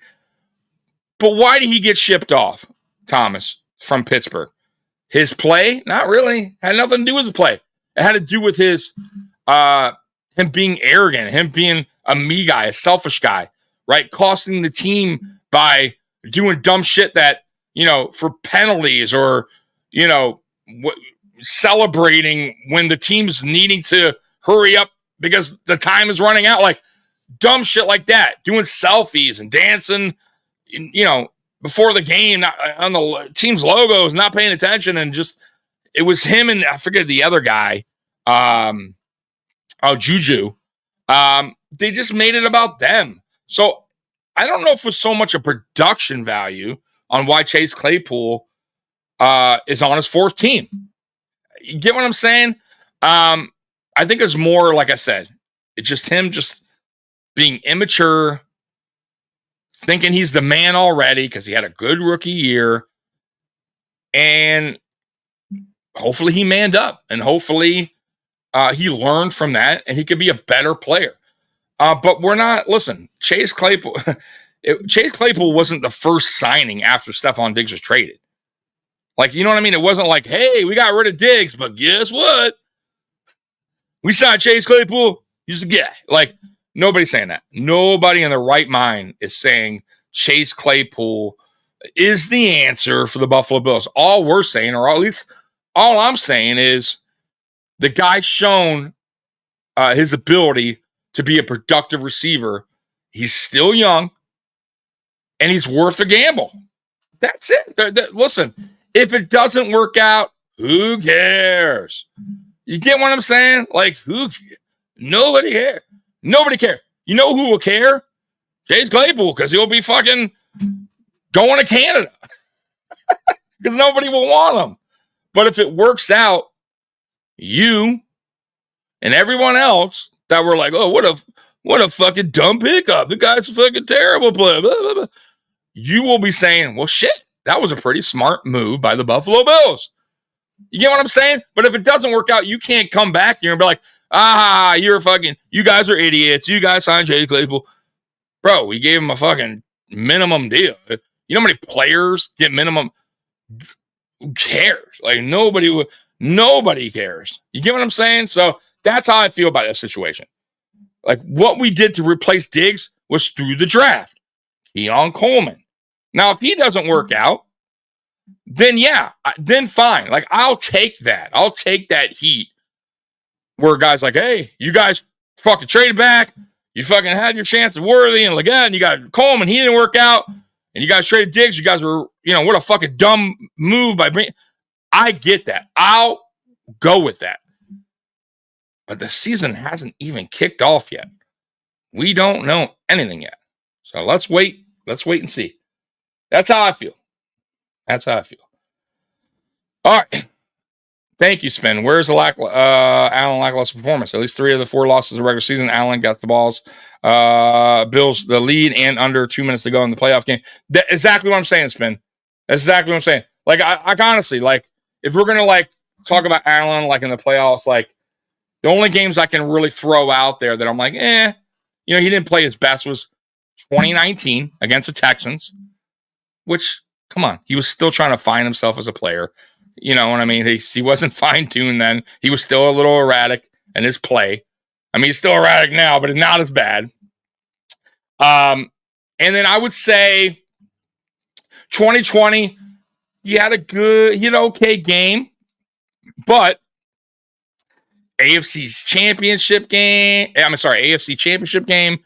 Chiefs have been there, done that. Yeah, it happens. And then I would say the Bengals game. But like I said, the Bengals and the Chiefs games weren't that bad. The Texans might have been his worst performance. So yeah, I feel like Josh Allen's been pretty good. Thomas, but you picked up the number 95 pick with the trade with the Chiefs and use it on. Yeah, but there's nothing wrong with it. We needed a defensive tackle. We needed depth. You got to remember, our defense. A lot of players left, bro. A lot. This draft was to fill a lot of holes, man. A lot. When there was a ton of receivers like Ted. I'm with you. I understand. And I was hoping that they would have got Troy Franklin, for sure. But I will tell you this, Thomas. I really feel like Brandon Beane sees something in Khalil Shakir, that he thinks he's going to be a really like 1,000-yard receiver, and I do too. And you can say what you want, maybe you don't believe that, and I understand because he's not really like a household name. But as Bills fans, Bills Mafia, who watches the Buffalo Bills and have watched this guy since we drafted him, you see the growth, you see the potential in this kid, and I think also. Curtis Samuel's a very underrated signing. Very underrated. The guy's played with terrible quarterbacks. He's put up pretty good yards. He is a kind of a Deebo Samuel, not as physical, but he's like a Swiss Army knife. He can do a lot of things on the football field for your offense. And then you got Keon Coleman, who, listen, is a guy that Josh Allen has never really had, a guy that can go up there, get the ball 50-50, those tough contested catches, red zone threat. Never really had that. Right. And like I said, and then you go back and you also look at Dalton Kincaid's going in his second season. Dalton Kincaid's like a hybrid, right? He's a receiver, tight end. We have weapons here, man. I'm telling you. And I just kind of feel like, and also too, KJ Hamler, a lot of people don't, are kind of missing out on him. The guy ran a 4.3. He's super fast. I'm not saying he'll make the team or anything like that, but he could. And he's also a speedster. So we have speed on this team. Curtis Samuel runs a 4.3. KJ Hamler runs a 4.3. Khalil Shakir ran a 4.3. There's guys with speed. Even the guys, the bigger guys that we got, like even a Chase Claypool mixed team, he ran like a 4.4, 4.5 for a 6'4" guy is really fast. So we have speed. We have height now. We have size. I think our offense will be fine, man. But I get where you're coming from. I get it. Hey, Mikey, what's up, man? I'm about to get out of here, man. I appreciate you hopping on, though. Listen, Thomas, I'm with you. Like I think me and you agree on that part, 100%. And then one thing that I'm hoping for, and I think the rest of Bill's Mafia is hoping for, is that is in his past, and he learned his lesson. Like as a man, that it's not even about being a diva. I think it was more about him being selfish, and maybe that is divish. I don't know. But being a selfish player who was all about me and not his team. And, bro, Mike Tomlin don't play that shit. And he shipped his ass off. Plain and simple. You're not going to be on the team if you act like that. That's old school way of coaching. I love it. Singletary was like that. A lot of people didn't like Singletary as that coach. And, yeah, he didn't do too well. But I love that old school, that, like, fuck you. Like, you know what I mean? You're going to listen to me. I'm your fucking coach. I don't give a fuck. This is a team game. You don't like it? Get the fuck out of my face. You're going to sit on the bench. I love that. I do. Because some of these young guys need to learn that and need to understand that. It's not you. It's not all about you. You got fucking a team around you, man. You got family. You have to make this about the team. A lot of players don't get it. And you're right. Like, this is one of them. Chase Claypool didn't get it, and he didn't get it in Chicago. And Miami, forget Miami. Don't even talk about Miami. Like Miami, I don't even know Miami, he was never going to get a chance. This is his chance. This is it right here. Doesn't get it. If it doesn't soak through that brain of his, and guess what? he will be playing in the CFL or the UFL or the fucking Arena Football League before you know it. And nobody is to blame but Chase Claypool. But if you could put all that bullshit aside and get back to playing football, then I think he makes the team. And I think he could be productive. And I think that's fair to say, man. I think that's very fair to say, man. I don't think anybody can sit here and say Chase Claypool is a bad receiver, like what he does on the field. Chase Claypool has shown and proven that he could be a good receiver in the NFL. So it's funny when people want to throw shade at Diggs after all he produced for us, but then want to say, "Oh, Chase." No, Thomas. There's a big difference. I'm not throwing shade at Diggs. First of all, hold on. Let's rewind. Let's rewind. First of all, there are two different scenarios here. Stephon Diggs was paid handsomely. Big bucks. Big top dollar. Right? Top 5 receiver money. Okay? We paid him handsomely. Like, he knows that, and everybody in the world knows that. To be a Buffalo Bill. Okay? Yes, he was productive. And he should have been. When you're paying a receiver and you trade, by the way, we traded our first round pick, who winded up being Justin Jefferson, for Stephon Diggs. So Stephon Diggs was a totally different subject, like, thing than Chase Claypool. This signing for Chase Claypool. Two different spectrums. We traded a first round, right? We gave him big time money twice with the extension. And yes, he was productive. But he also turned out to be a head case in year 3 and year 4 of being a Buffalo Bill. And he talked a lot of shit in the offseason, and he made it really difficult. Not only that, in the playoffs, say what you want, but he did not show up. He did not show up in the playoffs when we needed him the most. Now, Chase Claypool, yes. Diva, yes. Talented. But we also didn't trade him for a first-round pick. We also didn't pay him top 5 receiver money. It's a total different thing. Chase Claypool, we threw a minimum money out at him. 1-year deal. And if it works, great. If it doesn't, who gives a shit? So they're totally different. You get what I'm saying? And I'm not throwing shade at Diggs. Diggs was productive. Diggs had 4 1,000-yard seasons for us, right? In a row. Great. Awesome. Like, I great productivity. But he also was a problem in the locker room. He started to be. Him and Josh, right? The off-season stuff. He didn't want to be here anymore. Like, just totally two different things, man. Two different things. So I think you're wrong on that one, but you can have your opinion, man.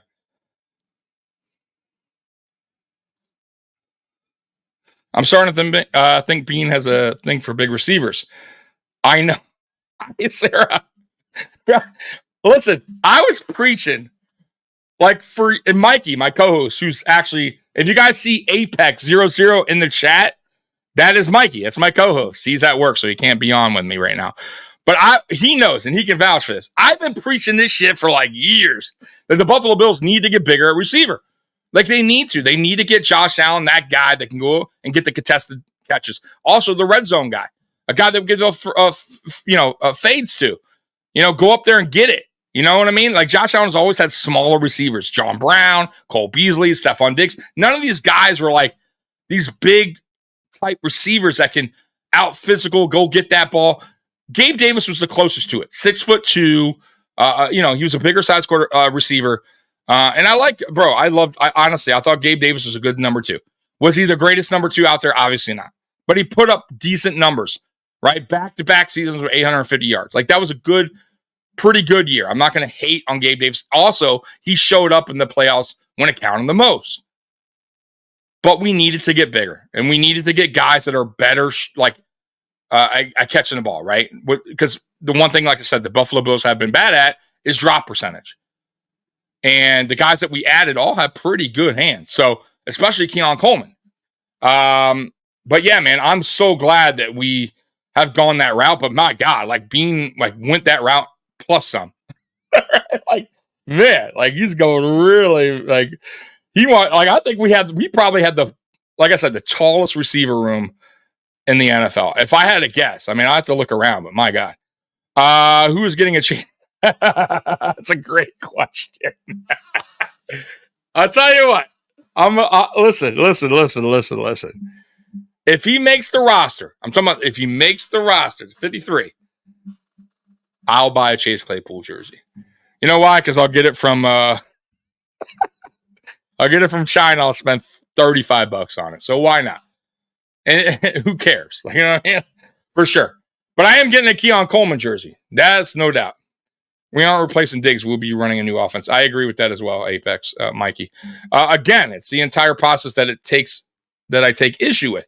You signed Claypool because you knew the wide receiver room was thin. But you used that number 95th pick on the defense. Yeah, but we were thin on defensive tackle as well. When there were 4 or 5. Listen, and I kind of agree with you a little bit, Thomas. Like, I'm not totally against what you're saying. Like, and if you watch, I don't know if you watched our live, not mock draft. If you watched the live draft when me and Mikey were on day 2 and day 3, we weren't happy. Like, we were like, yo, like, Troy Franklin's still out there. Like, what are you doing? In a way, I agree with that in a way, but I also do like the pick. I like the pick of Dwayne Carter. I do. Like, we were thin at that spot too. Like, you got to kind of gauge like what the Buffalo Bills need, what was the best on the board at the time.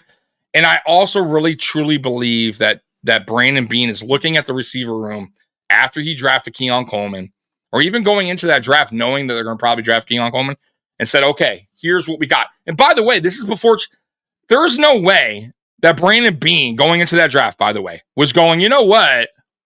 Chase Claypool's still out there, so here's how I'm going to draft. Right? Chase Claypool is going to be my answer after the draft. Like, trust me when I tell you that was not the case. I can almost promise you. Because I think he wound up signing like some receiver from the Lions that got suspended for a year that I never heard of. Which, by the way, I was like, that was a head scratcher. Right? So, but no, like like I said, I feel like Brandon Beane's looking at the receiving room and saying, hey, we have speed. I trust the guys that we have right now. We just need a guy that can go up there and get the contested catches. And we really like this guy, Keon Coleman. Really like this kid, right? And with the rest of our picks, we have a lot of holes to fill from players that we lost due to free agency or they retired. Like, bringing back Jordan Phillips was not going to happen. Jordan Phillips couldn't stay healthy. They needed a replacement. Dwayne Carter is the perfect replacement. Like, you can't just be on one side of the ball the whole time in the draft. You know what I mean? Like, they had to fill the safety position.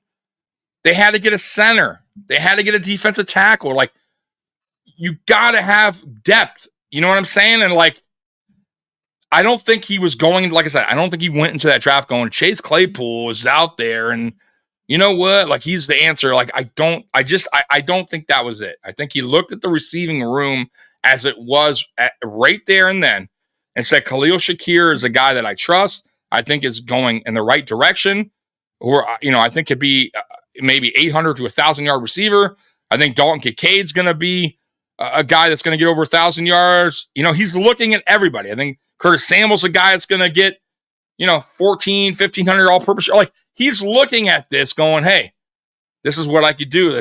That's how I see it. But I understand what you're saying. I do. And on draft day, I was thinking the same thing you were. All right, I'm sorry if I am getting to all your things. Don't do it, Tommy. Buy the jersey. If he does well, he's looking for the biggest possible payday, and it won't be coming from us. Yeah, I know. But you know what? At least, like, hey, you telling me you never bought, like, look at all those Terrell Owens jersey. I know it's a different, like, type player. You got a Hall of Fame type player coming to your team. But we all knew as Buffalo Bills fans that Terrell Owens was going to be here 1 year, and a lot of us got Terrell Owens jersey. So I'm just saying, like, but it would be funny. And by the way, come on, $35. Like, I'm just saying, but if he makes the team, yeah, why not? I'll do it for him. I'll show the kid some love. Damas, and because they didn't double dip a wide receiver, now every game is Coleman better than Worthy? No, because I think they're two different kind of players, Thomas. You know what I mean? I think Worthy is going to be. They're just two different type. You know what I mean? I think Worthy is more the speedster, and I don't think you really truly believe Worthy is going to be their number one, anyways. Like I don't believe that. Like I don't see that. Like I get where you're coming from, but I don't think people are going to look at that like that. I just don't. I think they're two different type of players with two different skill sets, and we don't know. Just like we don't know what Coleman will be, we don't know what Worthy will be. You also got to remember, Worthy is very undersized. He's like 170 pounds soaking wet. Very undersized. Those guys tend to get injured. He's not like a Tyreek Hill where he's like built, big, shorter guy. He's a very like thin, undersized receiver. We'll see. And we'll see how long he lasts. I don't know, None of us do. By the way, none of us do on any of these draft picks. We're all sitting here right now hoping for the best, right? Or we all have our opinions who's going to be bust and who's going to be superstars. Like, we don't know. We don't know. Maybe Worthy is a star in the making and Keon Coleman is trash. Or maybe Keon Coleman is a star in the making and Worthy is trash. Or maybe they're just really both good. Maybe they both wind up being really good receivers. So we'll see. Worthy is fast. That's all. He can't catch. He's small and huge. See, I'm not going to even say that. I don't know. I don't know that. And I'm not going to say anyone's a bust yet. We'll find out. But, I don't know. Thomas, no, they are totally different for sure. But the fact the Bills made the trade with the Chiefs means those players will be linked forever. Yeah, true. But, once again, the only way that backfires, Thomas, is if Worthy, and I'll be real with you, is if Worthy is dynamic. It's the only way. And Coleman is just a bust, like a total bust, meaning he's out of the NFL in, 3 years. You get what I'm saying? That's the only way that'll backfire. Like, Worthy would have to be unbelievable. Like, we're like watching fucking highlights of this dude on top 10 NFL plays of the week, almost every week, right? Where he's just taking it to the house. Like, then, yeah, okay, I'll agree. I'll go with that. But do you see that? Do you really see that? Like, name a receiver for the Chiefs since Tyreek Hill's left that's been dynamic. By the way, they've had speed at receiver since Tyreek Hill left. It's not like they haven't had these type of receivers that are super fast. They've had guys that run 4.3s. Now, I get it. Worthy runs like a 4.27, but it's close enough, okay? They haven't done that well, right? So let's pump the brakes. We'll see what happens. But Worthy, once again, he'd have to have an unbelievable season for that to happen, and Coleman would have to just have a god-awful season for people to go, oh, the Bills really fucked up that one. You get what I'm saying? That's the only way. That is the only way that could happen. But once again, though, if you want to really play that game, I mean, Worthy fell to 28. Like, we go back to every draft, and every team can be like, fuck, I passed up on this guy, or I made this trade. Like, listen, let's be real. You want to be real? We fucking traded Stephon Diggs for Justin Jefferson.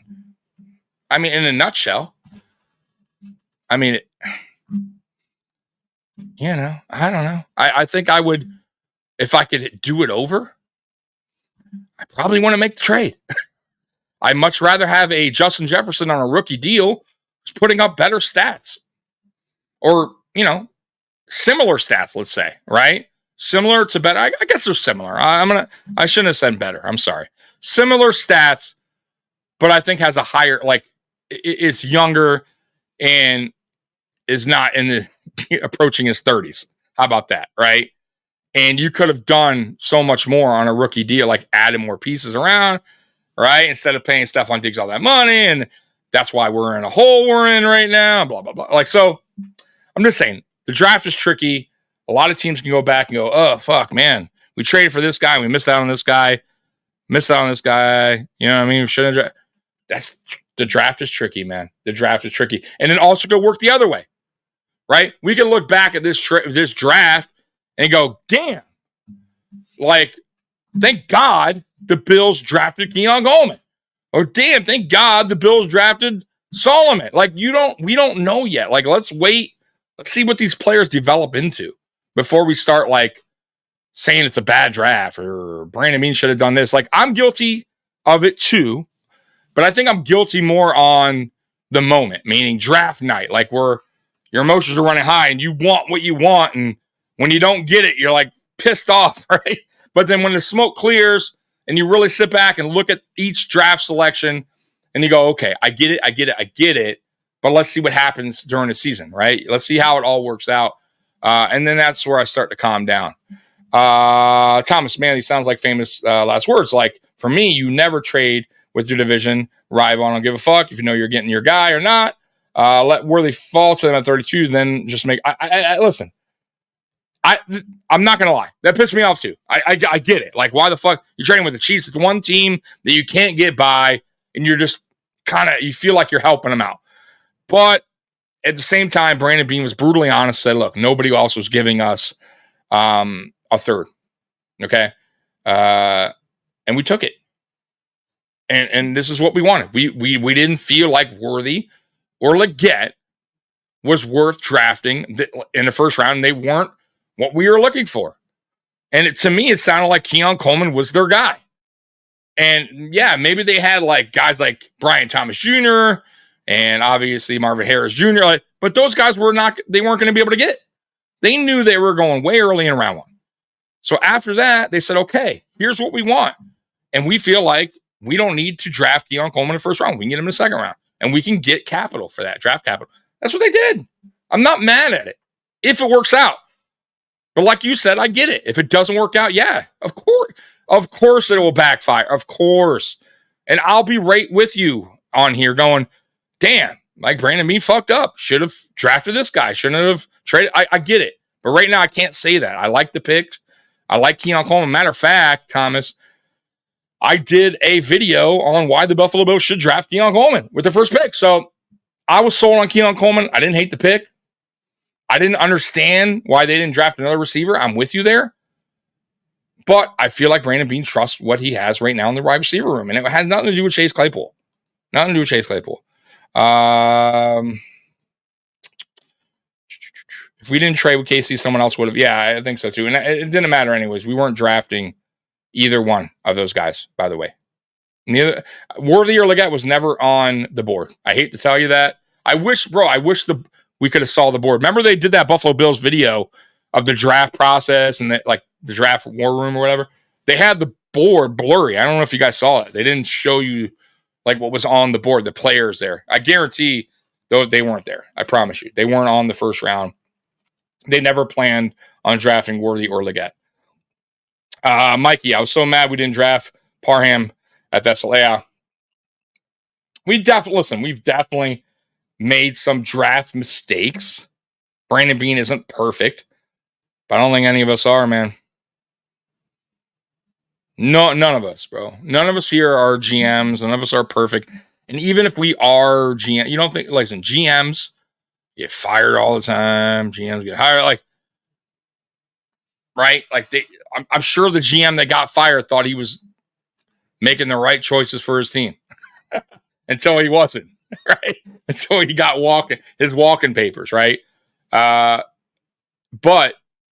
I don't think Brandon Beane has made so many bad decisions where he's even close to that. Brandon Beane has made way more better decisions than bad. And that's why he is one of the better GMs in the NFL. Like, say what you want, but he's respected. He's built this team the right way. Like, no matter how you feel or I feel about it, through, what 8 free agents they pick up, whatever mistakes they have made along the way, ultimately, we are a playoff team every year. We are a 4-time AFC East champion 4 years in a row, right? We usually are a Super Bowl contender team. So say what you want, but he's done a really good job.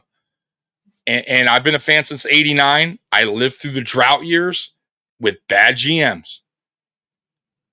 And trust me, finding a good GM like Brandon Beane is not easy. Look around the NFL. They go through them like every 2 or 3 years, there's a GM getting fired. So I trust what Brandon Beane's doing. Now, if you want to talk coaching, that is a whole nother story, bro. A whole nother story, man. Mikey, I was so mad I saw that. Sorry. Hell, I wanted Josh Rosen. There you go. So, Jose, thank you. So, that's a great example, Jose. And I'm glad you brought that up.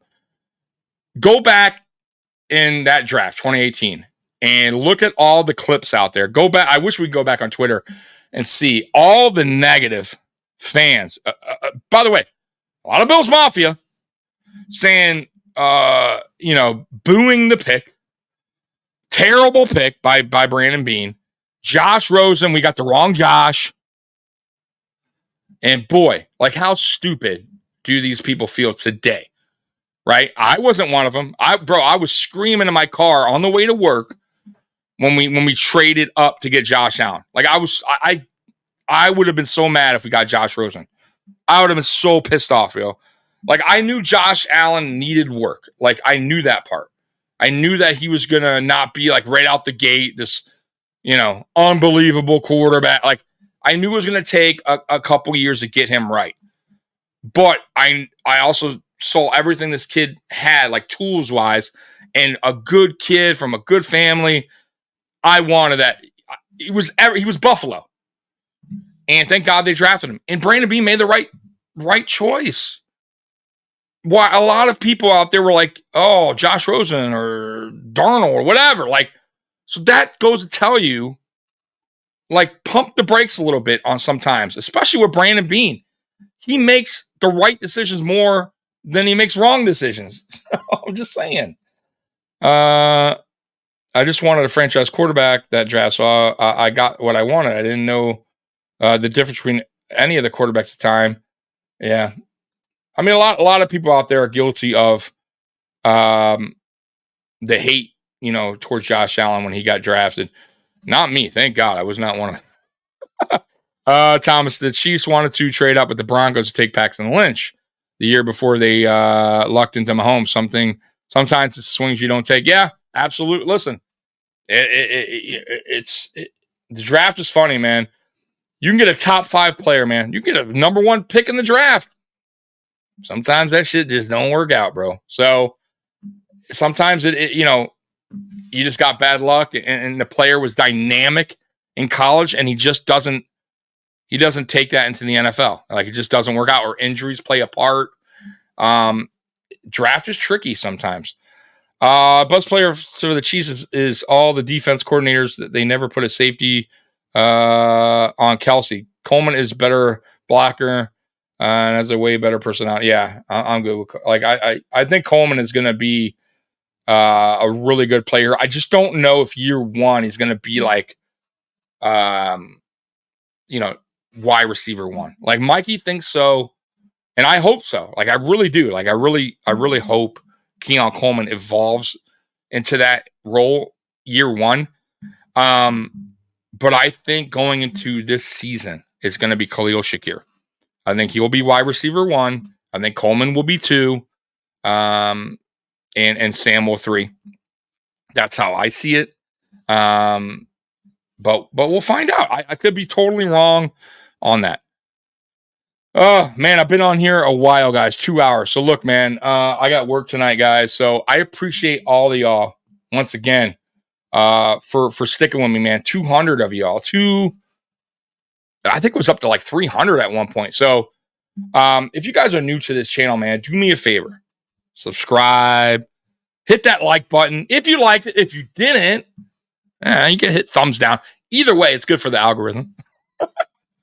And I'll try to be on here a little bit more, guys. It's just I needed a little break from the season, and you know how it is. So I appreciate all of y'all that came on here and stuck with me for 2 hours.